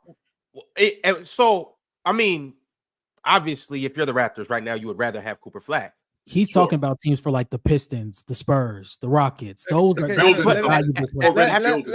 let's frame the question right. So if we're back in the 2023 season, right, and we're looking at the landscape of the NBA, and we've got a team like, for example, the Oklahoma City Thunder, who I believe were in the play-in that year because I remember Dallas tried to tank. They was in the play-in. They made the play-in. They ended up losing in the play-in. What's more valuable to you? OKC making the playoffs to lose in round one that year with no chat, or OKC missing the playoffs and having the shot at Victor Wembanyama? Who did they end up drafting? In 2023. Casey Wallace. Casey Wallace. Yeah. Okay. Honestly. Would you rather be in the first round to lose to the eventual champion Denver Nuggets? It may be a hard fought series. Maybe you lose in 5. There's no check, by the way, at this time. Remember that. Right. Lose, but you get no lottery pick, so you have like the 16th pick in the draft or the 15th pick or whatever, or miss the playoffs and have a chance at Wemby. Which one's more valuable to your franchise? I'm just gonna leave Wemby out of this because their chances were very slim. I'm gonna just go with who they ended up getting. Okay, but if they bottom out, Casey Wallace was more valuable than them going to the playoffs that year. Okay, but the thing I'm this is why I'm asking you this, Ron. This is why I'm asking you this, Ron. The reason why I'm asking you this is because did you know who Casey Wallace was gonna be? No, yep. Well, this is hindsight. I hyped him up to hell. He was I was high 18, you guys can go watch and I the tape. I was so high on this dude. I was very high on Casey Wallace. This was hindsight. Like what Kaysen has become. I didn't think Kaysen was going to be this good. What he's become, hindsight, the defender he is now. He's a starter on this team, and obviously they're a historical defense, and Casey Wallace plays a large part in that. So yes, I would say in that scenario, Casey Wallace was more important. But also too, you can't necessarily say that because Shea had got playoff experience a couple years prior, which I think was very valuable in the whole thing. Now, obviously, the whole team didn't have playoff experience, but just Shea being the top dog on that team, the guy that everybody looks up to, he already kind of had his playoff experience. So, and that was in large part due to why they were successful last year. But I thought everything in the right place. Okay, everything in the right place at the right time. If you have your core, if you have a player like a legit. Whatever you consider your number one guy, if you already found that dude, whether it's LaMelo, whether it's Cade, whether it's Scotty, whoever, those players, whether it's Shea for the OKC Thunder, if you have that guy and you have a core around him that you feel comfortable growing with, kind of like what the Orlando Magic did last year, right? The Orlando Magic, they got that playoff experience. They got a year where that group was able to be connected. They made a game 7 out of it against the Cleveland Cavaliers, very hard fought. And I feel like all those players grew from that this summer. They got better. They came back. They're a way better team. Both teams got better for it. You know, I think that that's important. When you have your Darius Garland, your Evan Mobley, yeah, for sure, go for it. But when you are bare bones, when you don't know what your future is, you're dangling half your roster like the Chicago Bulls. No, do not go for it. Go for Cooper Flag. It's just understanding what season am I in. You know what I mean? We all check the weather before we leave the house, right? You don't just randomly throw on a jacket and a raincoat and mud boots. So you check the weather. So take a temperature check of your team. Take a temperature check of where your core is at. And if you're closer to the OKC Thunder, where you already have that established star player in Shea, and you have a complementary cast, even if they're not together, yeah, for sure, playoff experience would be beneficial. Even if you do end up getting beat, that's okay. But if you are a team like, the thing with the Detroit Pistons right now is like very, very happy for that team being successful. But it's like, how successful are you going to be if Jaden Ivey's not there? That's a big part of why you want this playoff rep, right? You want Cade and Jaden Ivey to have that experience of navigating that tough, either Cleveland or Cleveland or Boston defense. So and just because Jaden's not there, you don't want Cade to get that experience. You don't want Jalen Duren to get that experience. You don't want to Stuart Thompson. No. Take the experience. Take the experience, but for sure, you might need some reinforcements at this point, right? Because you're looking awfully thin. But what I'm saying is, they already did the tank thing for 2 straight years. They were the worst record in the league, back-to-back years. What do they have to show for it? Ron Holland, Asar Thompson. That ain't worth 2 years. That to me. So, no, I'm sorry. Ron Holland. If it would have been Cade, let's take. If it was Wemby, for sure. No, if it was no, like them getting the 5th pick 3 straight years is tough. Like, I don't know. Yeah, that's the fifth pick is a good pick though. It is, but it's when like you're the worst team in the Shout out league, you get Sheldon Williams. 3 years straight. That's kind of nasty. They got dealt a bad hand, but you can't be mad at the 5th pick. You if you get the 5th pick for 3 straight years, you're supposed to make that work. You supposed, relative to their situation, yes. But if you get the 5th pick 3 straight years, you're supposed to make it work. And on top of that, no, let's not just say they got the 3. Let's not just say they got the 5th pick 3 straight years because they got the number 1 pick as well. Yeah, they had 1 5 5 5. Yo, they got 4 lottery picks. You started with the number 1 pick and then you get 5 5 5. But to be fair, they are making it work. But here's the thing. You already have your lottery picks. Cade was a lottery pick. He was the number 1 overall pick. He was supposed to transform your franchise. Then you got Jaden Ivey. Plus you got, by the way, Jalen Duren, both of whom were lottery picks. I have it on pretty good authority right now that if Jaden Ivey was off the board at number 4, they weren't going with Keegan at number 5. They were going with Jalen Duren. So they basically got 2 players that they consider top 5 picks at that pick. That's what I heard back then. I don't know if it's 100% true, but I heard it from somebody that would know about that. So Jalen Duren, Jaden Ivey, Cade Cunningham, Asar Thompson, Ron Holland. Basically, according to them, that's 5 top 5 picks. They have them all. I think the Pistons are happy with what they got.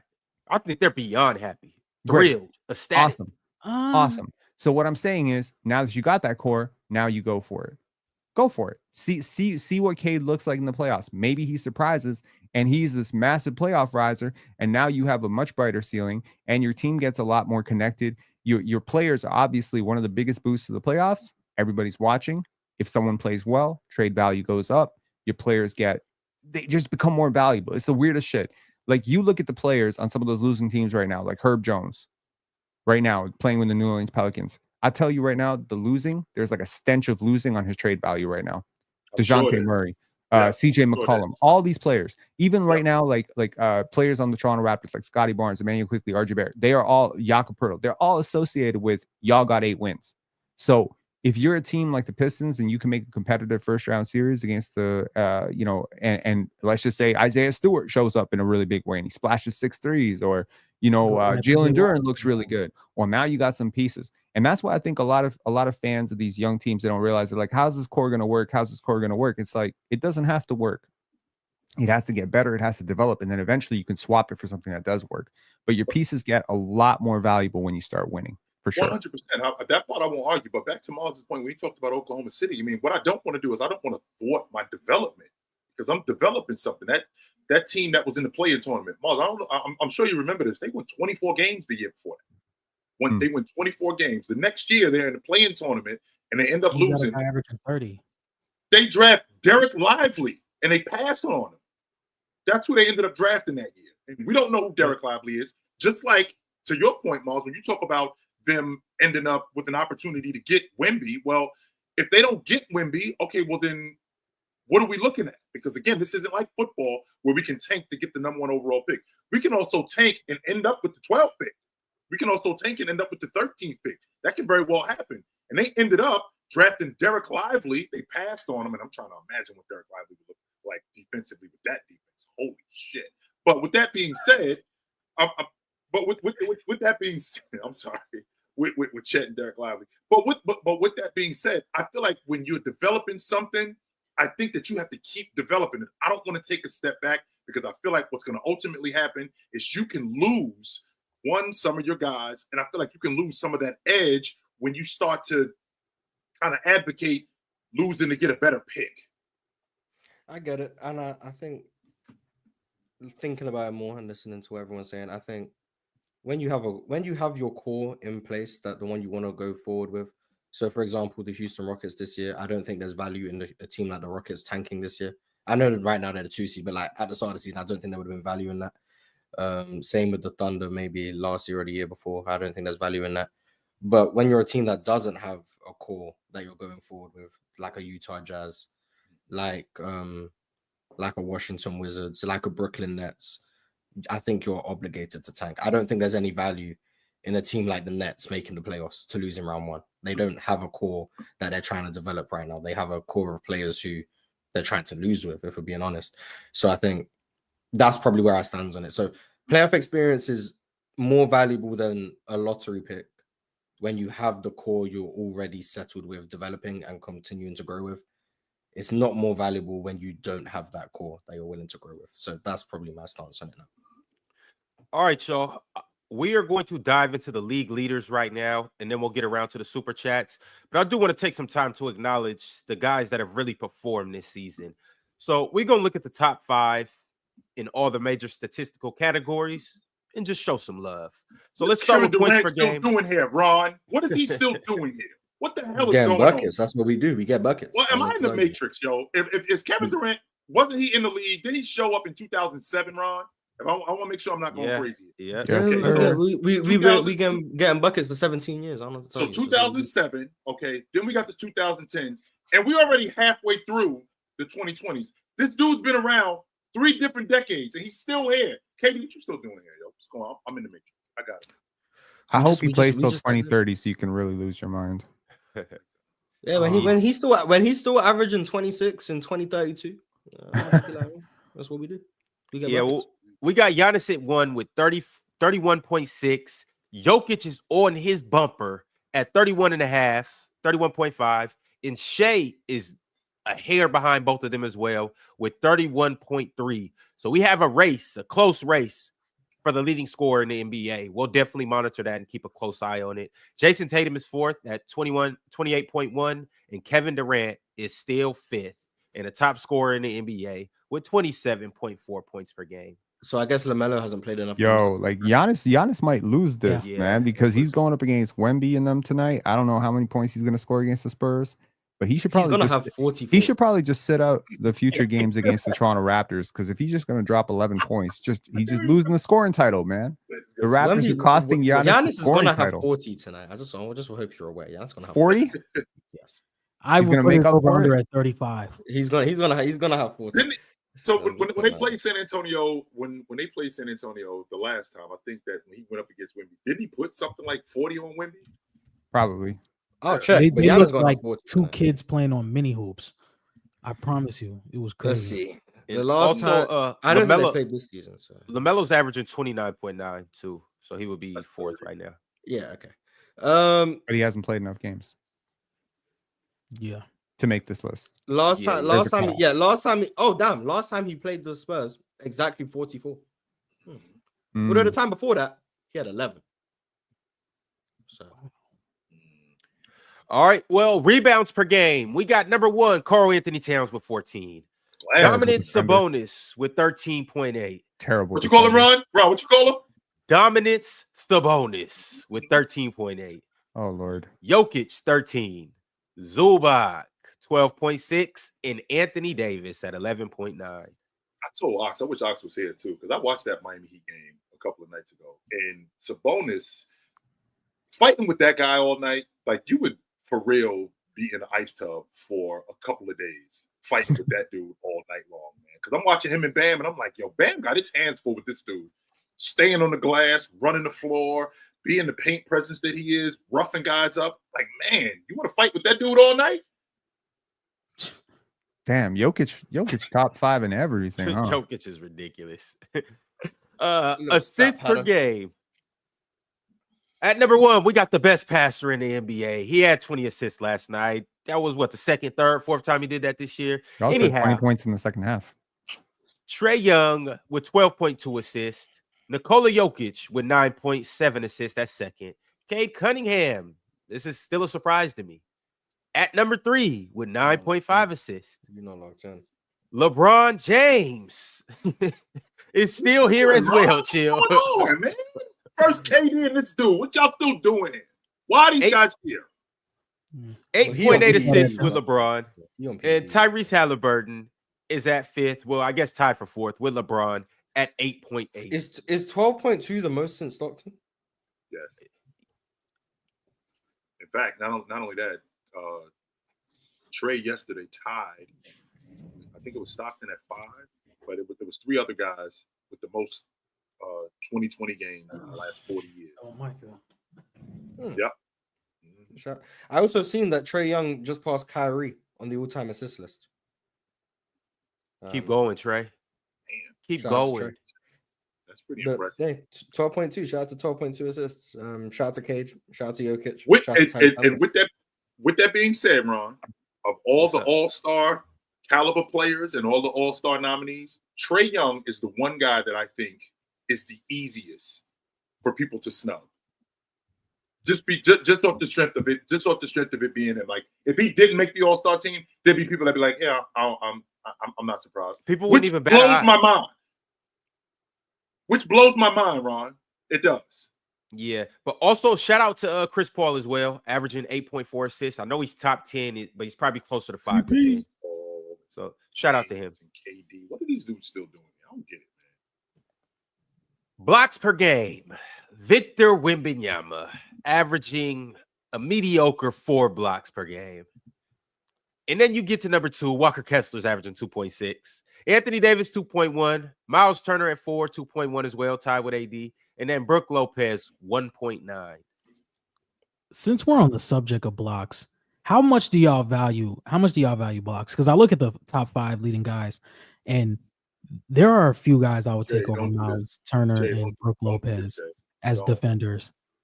I'm just saying, like, I don't care too much about blocks personally. Like, just raw block numbers, it doesn't bother me. Because I'm yeah. There's outliers. There's outliers like Hassan Whiteside. There's outliers like that. But then when you got guys who affect the game as a shot, like Wembanyama, like Rudy, like Anthony Davis, they affect the game and they affect their crew.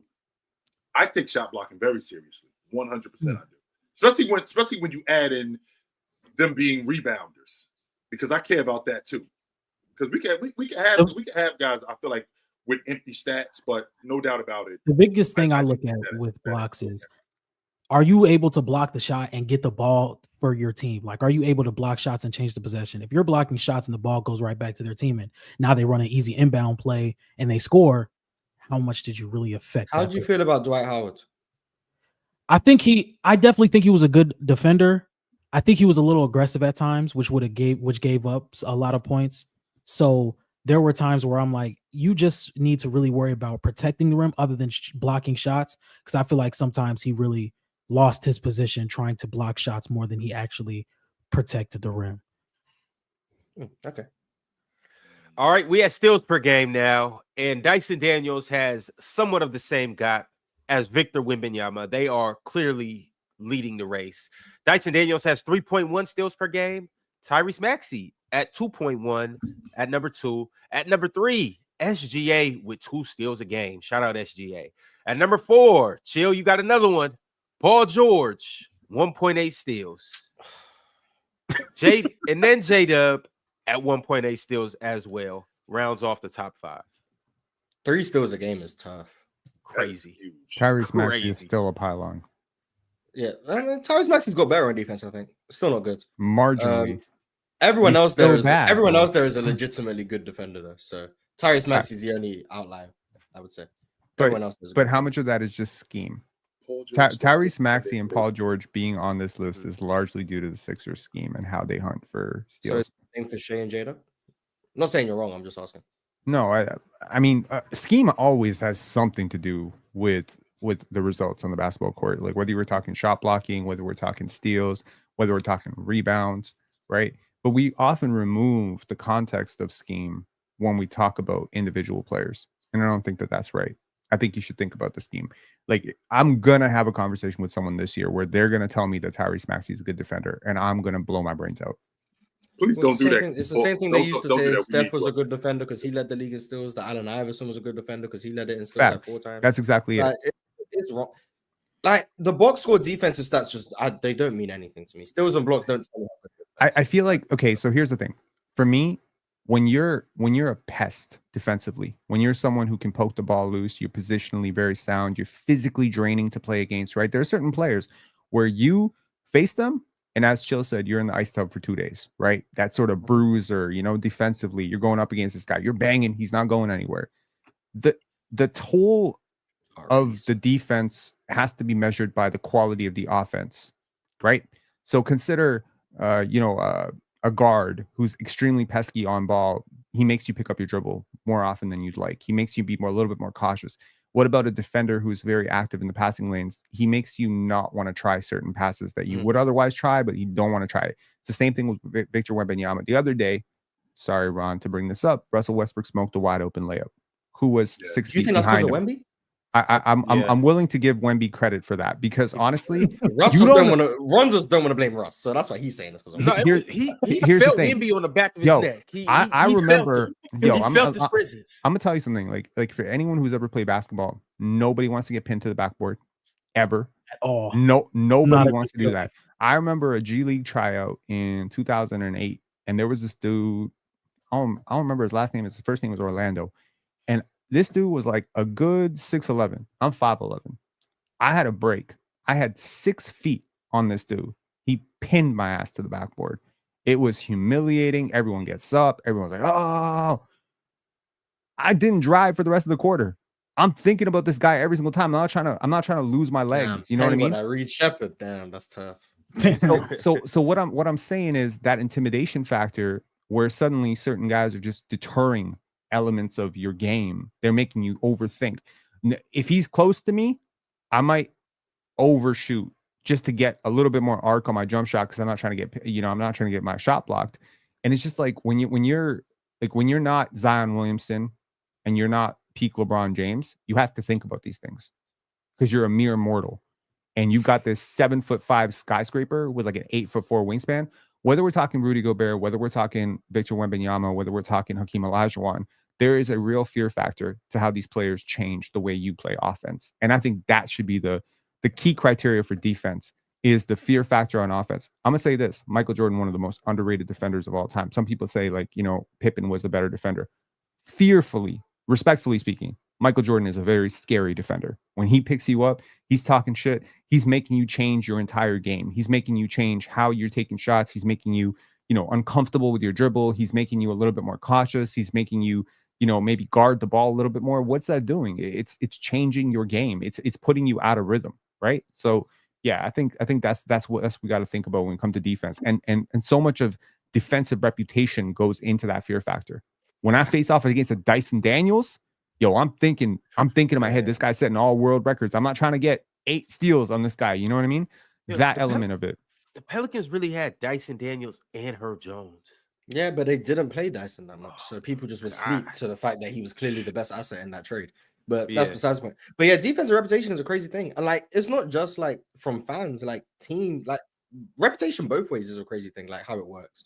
Dylan Brooks is shooting 38% from 3, and the game plan is still let him shoot. It's I wonder what he has to do to change that. Or AJ Green and Sam Merrill are 2 examples of they weren't good defenders coming in, so teams attacked them. They're now very good on-ball defenders, but teams still attack them. It's I wonder what makes people's reputation change, what the moment is. Maybe you have to do something. It's got to be a key moment. Got to be a big moment. Like, like maybe you have to do a big stage to like get rid of that reputation. I don't know, but it's very weird how like I watch certain things happen. It's like, but maybe Dylan Brooks is shooting 38% by design because he's not being guarded. I've watched Dylan Brooks a lot this year. He's open on a lot of those threes. Either way it goes, though, he's still shooting 38%.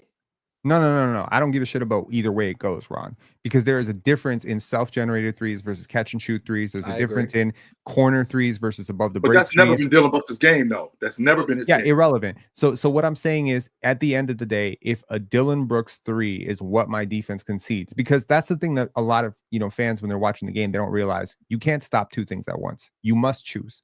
Yeah, Wemby can. Wemby is maybe the only player who can stop a drive and stop a shot at the same time because he has those types of physical gifts. Maybe Amen Thompson. There's like 6 players in the entire league that I can think of that are that impressive physically that they can stop two things at the same time. Most people have to either choose. Am I going to force the drive? Am I going to force the shot? And am I going to force left? Or am I going to force right? You can't cut off both. These are NBA players. So that in and of itself means you must concede something. What am I conceding? A Dylan Brooks 3, I'll live with it. If that's a Dylan Brooks 3 that's lightly guarded, I'll live with it. I'm not running Dylan Brooks off the line and creating all sorts of chaos for my defense. I mean, I would argue he's actually worse inside the 3-point line than from 3 at this point. So maybe running him off the line is probably better. That's why I would genuinely argue. But teams are still living with the game. I'm sure teams would love for Dylan Brooks to take 16 mid-range shots a game. That would be great. And he'd love to take them. You ain't got to tell him twice. So it's just interesting how reputation works. That's just what I find interesting. Watching the game. All right, y'all. It's about that time to get around to these super chats. Once again, shout out to our Hall of Famers. That's Kendall Daniels, Tracy Steele, Multi Kenny, and Cobra Son of Raditz. Shout out to everybody that has become a member in the new year. Subscribe if you haven't, and you already know the drill. Like the video. If you are on Twitter, salute to you. But get your ass over to YouTube and like the video and become a subscriber as well. All right, y'all. MP13 just sent through a super chat. He said, are players that operate in that quote unquote in the paint, but outside the restricted area for a majority of their shots, the most consistent scorers? Because I feel like that is the shot diet that produces consistently against multiple defenses. So is that the Jokic's, Shea, Brunson? Who else really operates in that? But those are the 3 that come to mind instantly. Yeah, I think I said that because like with the way the analytics work, free throws, shots at the rim, and threes are the main priorities, because they're the most efficient shots. So if you can generate elite efficiency on those intermediate shots that defenses tend to not game plan for, that either extends the defense to game plan for, which opens up the other stuff, which is why Denver lead the league in points in the paint by a significant margin. Or you make them at such an elite clip and teams don't game plan for it, you now have like a 60% shot on command, which is what makes Jokic so dangerous. Because like he's not this season. This season he's been like less efficient in that area, but like generally speaking, he's at 60% on hooks, 60% on floaters, 60% on runners, like all those touch shots, like he's making them at a ridiculous clip. He's basically generating layups without having to get all the way to the rim to do so. So he's just compromising defenses in ways that not many people can. Similar with like Shea and Brunson, they can get to that area and generate 50, 60% looks. It's like you kind of have to extend your defense for that, and that opens up so many other things. But I still think you have to have more layers to it than just that, because like DeMar DeRozan dominates in those areas too, like the elbows, the 15-foot range, 8 to 12 feet. And it's like he doesn't have those extra layers, so it's like it's not the same level of impact. Although you could also argue he's more further out. So I don't know. But yes, but no. It depends on the player. You still have to be uber efficient from those areas. Shout out KD and Book too. They be eating in them areas as well. Yeah. So yeah, KD's actually playing closer to the rim this year, which is nice to see. Drink More Water said it was just reported that Middleton will come off the bench, which is what I suggested some weeks ago. I believe this is the perfect role for him moving forward. Provides much needed bench playmaking. The perfect role for him is to be traded. Yeah, so I was about to say you still can't account for his defense is so bad now. Right. It's sad. A lot of that has to do with the fact that he's not as mobile as he used to be. So Super chat from Dookie Baylocks. Dookie said the Lakers are 1-5 since the Dorian Finney-Smith trade. Can someone please explain to me what was the point in trading for Dorian?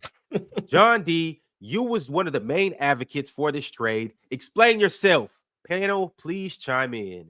John D, you have the Their floor. schedule got harder, and the bad team wasn't as good as people thought. But I don't think we're 1-5 since the trade, because I think we're 2-3. I think we're 2-3. It's not a big difference, but either way, I think Dorian Finney-Smith has done what you would have thought he would do: shoot, take outside shots, be aggressive on defense. I just think the Lakers aren't as good as a lot of people think, and this is what happens every 10 games. Every 10 games, whether we are 5-5 or 8-2, it's either the Lakers can contend, or if the Lakers are 500 through a 10-game stretch, the Lakers are trash. We just need to recognize that this is a playoff team, but lucky to be getting to the second round. Probably may get out of the first round, may lose in the first round. This is not a championship level team. So I think a lot of things that come with the Lakers are over exaggerations, whether it's we are 8-2, 2-8. I think Dorian Finney-Smith has done his job. Him and Anthony Davis in the same lineup, it's like a +17 net rating and a 111 defensive rating. But I think Dorian Finney-Smith has done his job. Y'all are 2-3, by the way. Yeah, 2-3. Yeah, but I think what sticks out to people, I mean, one of those losses against Cleveland, so it doesn't matter. But then one of those wins is against Portland, so I guess that cancels out. It didn't have anything to do with Dorian Smith, because Dorian Finney-Smith did come off the bench in that first game, and he was nothing to do with Dorian Smith. But losing to Quentin Grimes last night, that's some next level shit right there. Quentin Grimes just had the game of his life. Respect Quentin Grimes. Right? I mean, respect Quentin Grimes. People should have listened when I told him Quentin Grimes is going to be a big addition for Dallas. Man. I remember I think we did a list at some point on the panel, and Quentin Grimes became like the butt of the joke. I would like to apologize to Quentin Grimes. I was not familiar with your game. Deuce McBride, Quentin Grimes. Yeah, he called Quentin Deuce McBride. Yeah. No, it was Quentin. That's why. But Quentin Grimes been last season. He was just hurt, so it was a bad. Quentin Grimes was on the Pistons. Yeah, and Ox thought that he was Deuce McBride. Yeah. Oh right, but, we got it. He's good though, but like Dorian Finney-Smith has to start, in my opinion. Bro, Quentin Grimes was the best. I think he does game yesterday. I think that cannot happen. Anthony Davis was not the best player in that game. He was like 6 for 14 in the paint. 6 for 14. AD didn't have a good game. Just Bron's windmill. But let me. Yeah, I saw Bron's windmill. You know. We need to talk about the real terrorists last night, because there was a terrorist on the Lakers squad. Y'all know who I'm talking about? I have a feeling. I know who I would call a terrorist, but I don't know who you're going to call a terrorist. Former Miami Heat point guard. Is that who you're talking about? Oh, I feel like these role players, they don't get enough shine. We don't talk about them enough. We're always talking about the stars. We're talking about Zion Williamson. We're talking about LeBron James. Let's talk about Gabe Vincent for a second. Gabe Vincent is trash. Damn. Gabe Vincent. I'm not gonna lie. I'm more mad at Rui Hachimura than I am at Gabe Vincent. But I mean, I guess we can directly. Mars. I was really excited about Rui coming over to the Lakers. Rui sucks. Like, I don't know what to tell you. It hasn't panned out with Rui. He doesn't run in transition. He doesn't. The biggest problem with Rui is his defense. He just looks lost most of the time out there. That's my problem. Like, that's why Dorian Finney-Smith has to start. Rui he's an F-tier defender. Like, he's one of the worst defenders in the league. I thought Dorian Finney-Smith was going to start immediately. But I can understand, like, he doesn't know the playbook. He hasn't practiced with the team, so maybe, like, you're working him in. The moment Dorian Finney-Smith is comfortable, Rui Hachimura has to stop playing as much as he's playing. He's a detriment on defense. He's terrible. Offensively, he's actually not that bad, in my opinion. But, like, defensively, he's bad. That's what the Lakers need right now is perimeter defense. Yeah, he's going to be a casualty of the fact that the Lakers don't have other defenders. Like, you can't compromise more defense for Rui Hachimura. LeBron being a bad defender, it's like, okay, he's LeBron. He gives us enough offensively. We're going to have to put defenders around LeBron. It's not Rui Hachimura is a bad defender. Okay, we're going to have to change the lineup to fit Rui.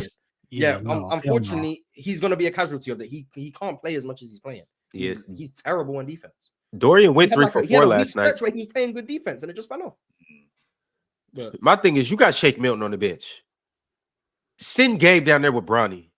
I'm telling you, send him there. Hey, if you're not swapping them, at least play them together. But Shake another one of them terrible defenders. Like, he might be, but at least he's gonna provide some value on offense. Gabe is. They need defense more than they need. Gabe's defense is not defense. It's not there. I'm telling you, you guys keep trying to. Oh my God, you guys keep trying to tell me the defense that he provides. He does nothing. That's a lie. I'm telling you, nothing. Wait, even if he did nothing, Sign me, please. Even if on defense he was a net neutral, he did nothing. He did nothing good. He did nothing bad. He was there.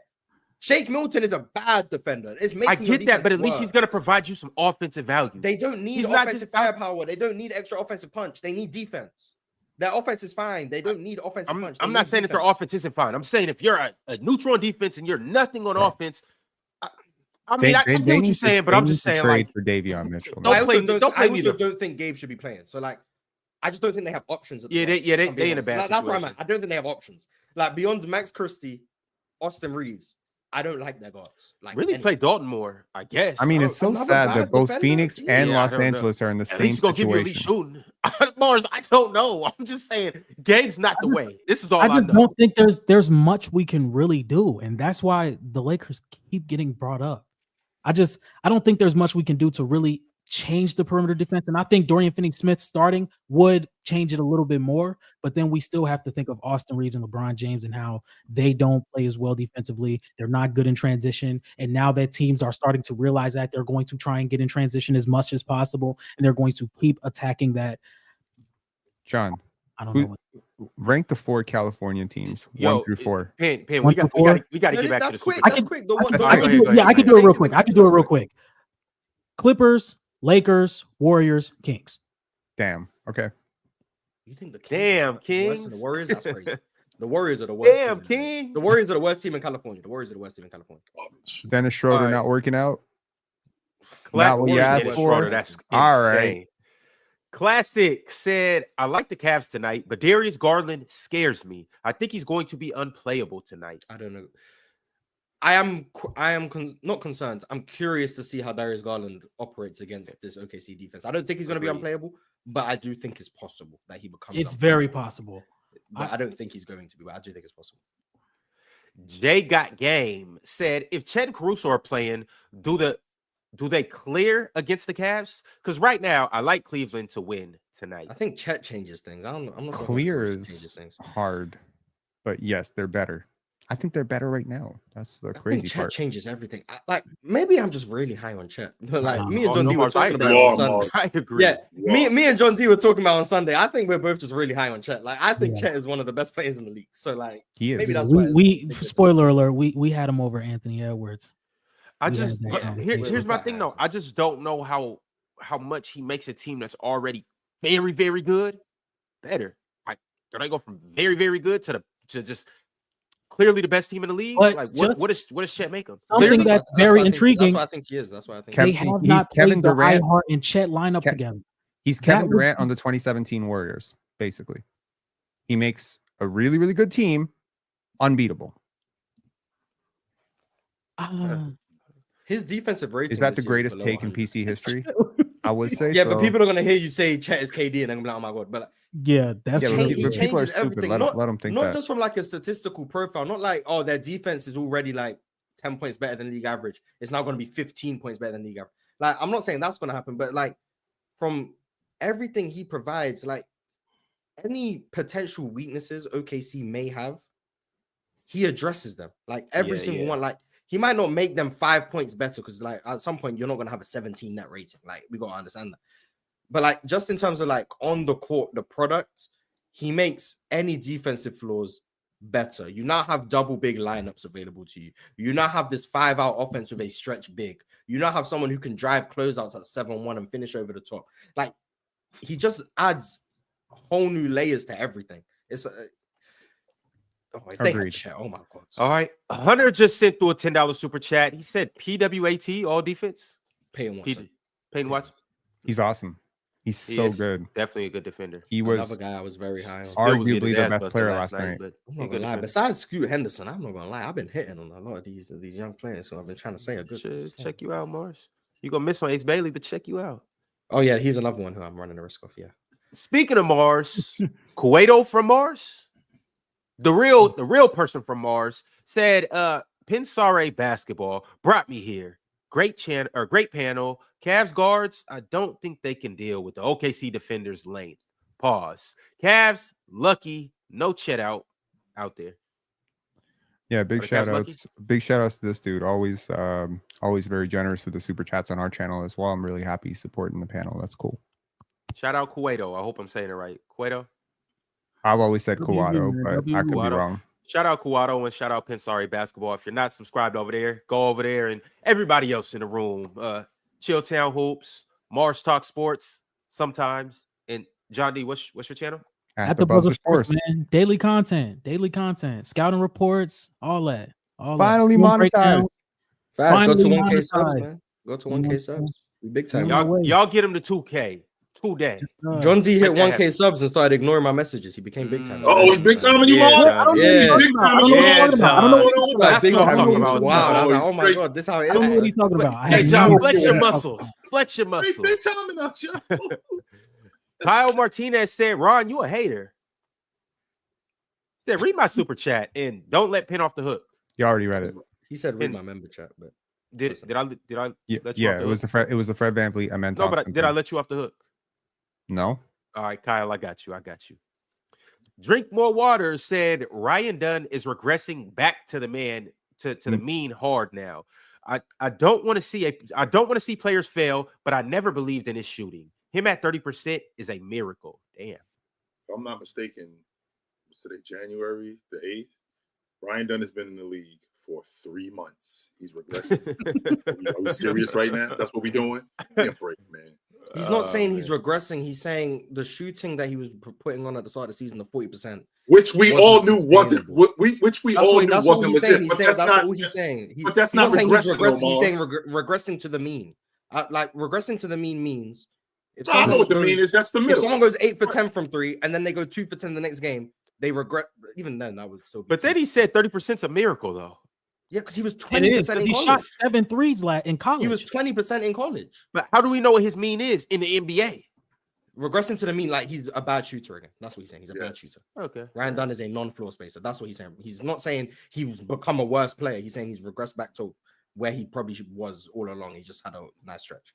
I'll use this opportunity to let you know that there's a player who, per my memory, did not make a single three in college basketball in 4 years, and that's Jonathan Mobo, and he's shooting nearly 33% this year for the Raptors. What's the Shout volume? out Jonathan. It's not high. 2 a game, some shit like Yeah, that. he's averaging. Let me see, 0.7 a game. Yeah, so barely won. Hey, Okay, but he's barely playing. He making some of them, but shout out Jonathan Mobo. Also shout out Juke Giles. Juke said OKC without Chet, Caruso, and AJ. League lucky we don't have those demons. Also, Chet got hurt on November 10th. 10 weeks is almost up. Yeah, I'm waiting for that chat update. Not expecting him to come back now, but waiting for the update. Yeah. Also, AJ Mitchell would be like a rookie of the year candidate if he was getting more minutes elsewhere. So another really good rookie that they got. We were Actually, not are we Dylan at Jones. the- We're not It's even a talking ram. about Nikola Topic, who was a top 5 prospect. I already told Mars. OKC don't mess I'm around. Brooklyn. I'm Brooklyn, Mars, and I'm over. Yeah, that's because you're trying to rob me. Like, but it's besides. Robin Peselu became a YouTube member today. Shout out to Robin. Appreciate you for joining the channel. Kyle Martinez sent through another super chat.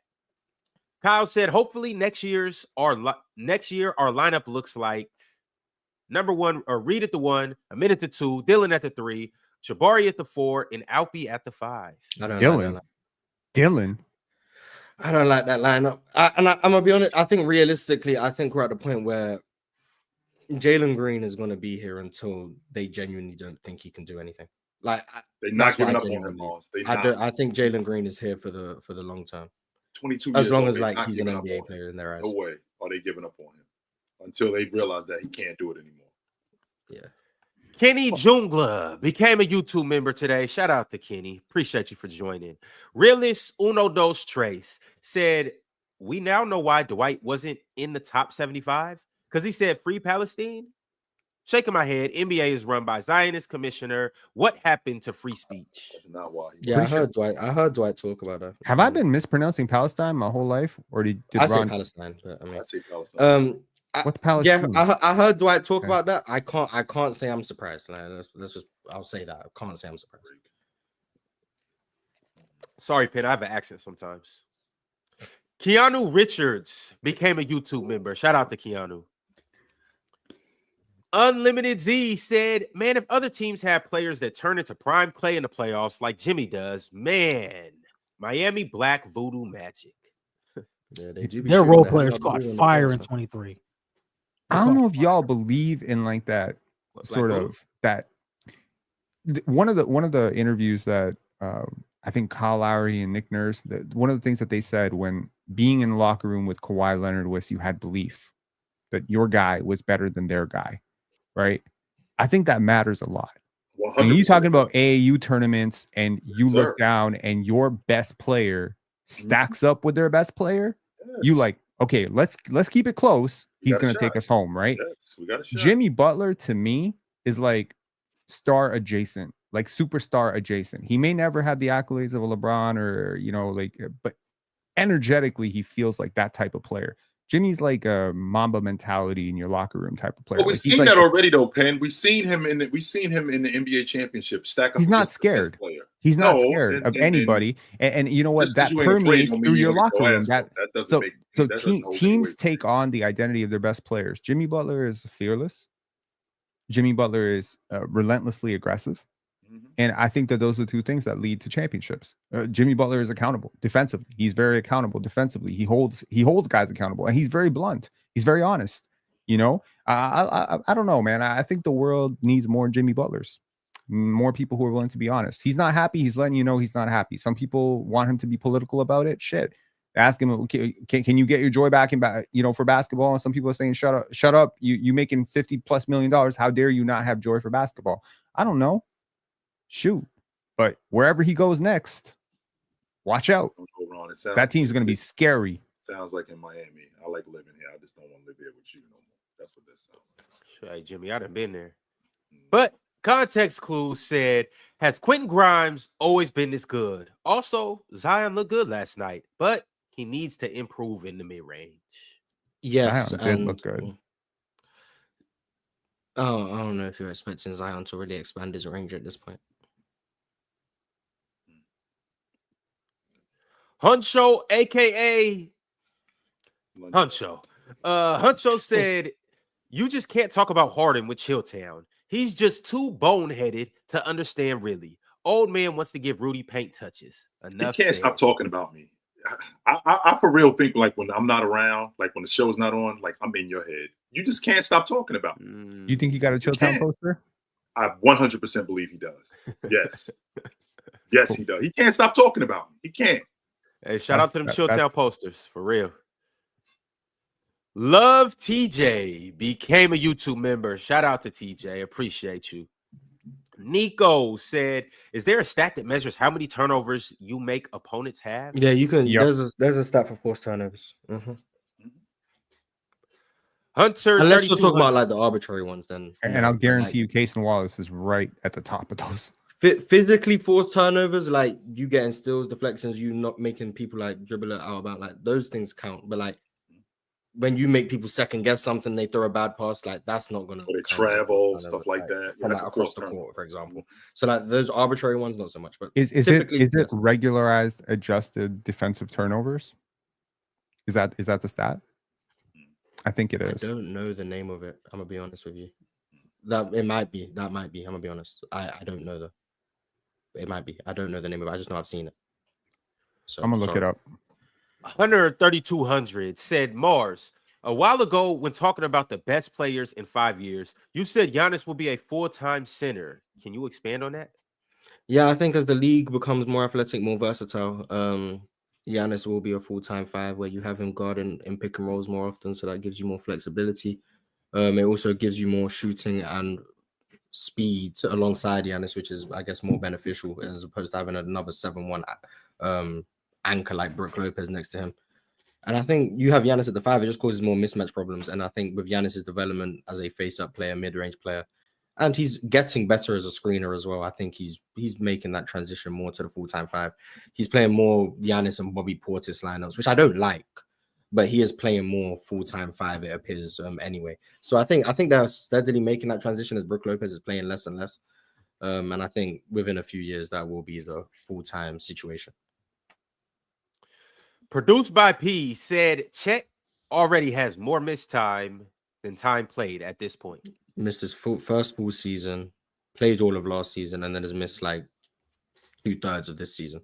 Yeah, he's missed more time. Giannis is also playing 40% of his minutes at the last 3 years. So just putting it out there. So we're getting to that point. Anything is possible, said OKC still 10-game streak with the Bucks loss. That shit don't. Oh, so they've won 10 since the Bucks lost? Is that what we saying? Yes. No. It's been that much? It's been a while. I think Yeah, it was late December, so it's been December a while. 17th. Yeah, so 10 games sounds about right. Yeah.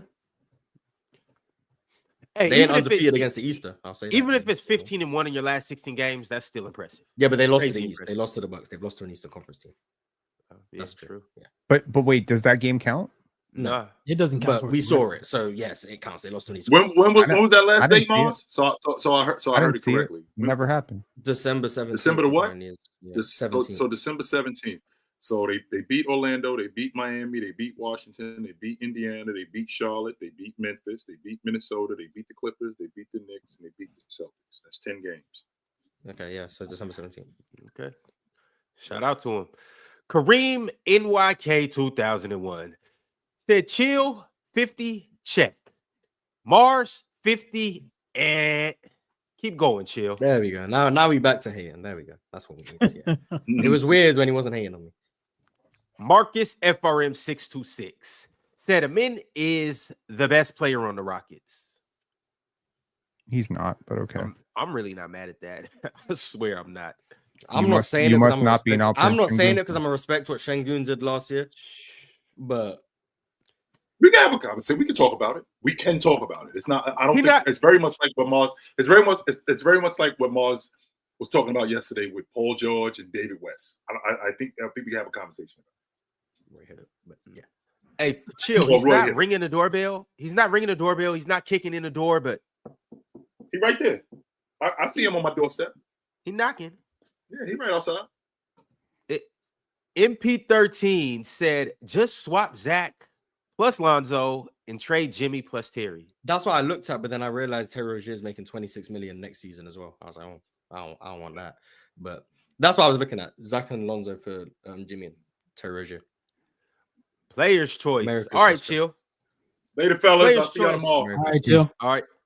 Player's choice says salute to everyone watching on Twitter. No. MP13 said he's better than Brunson is blowing me right now. Yeah, I don't agree with that. I got Brunson over Jimmy at this point. That's Case cool. 50 said, I don't want him around my kids. It's crazy. Just protecting his Facts. kids. Just protecting his kids, man. Just protecting his kids. Ken 10 said, just a reminder, Markelle Fultz is still a free agent. WTF. I guess people he's- really value shooting, and Yeah, no, doesn't shoot that's well. what it is. He doesn't space the floor. He's a point. He's like teams would view him like they view Alfred Payton. Not that he is, but that's how they would view him. it's a bit of an like between Markelle Fultz and Dennis Smith Jr., there's got to be a room for these two players in the league, man. I agree. I mean, I'm watching some teams and I'm seeing some guys get minutes. I know Markelle and Dennis Smith are better than them, but it is what it is. Carlos Hernandez said, do y'all like Jada Hardy's game?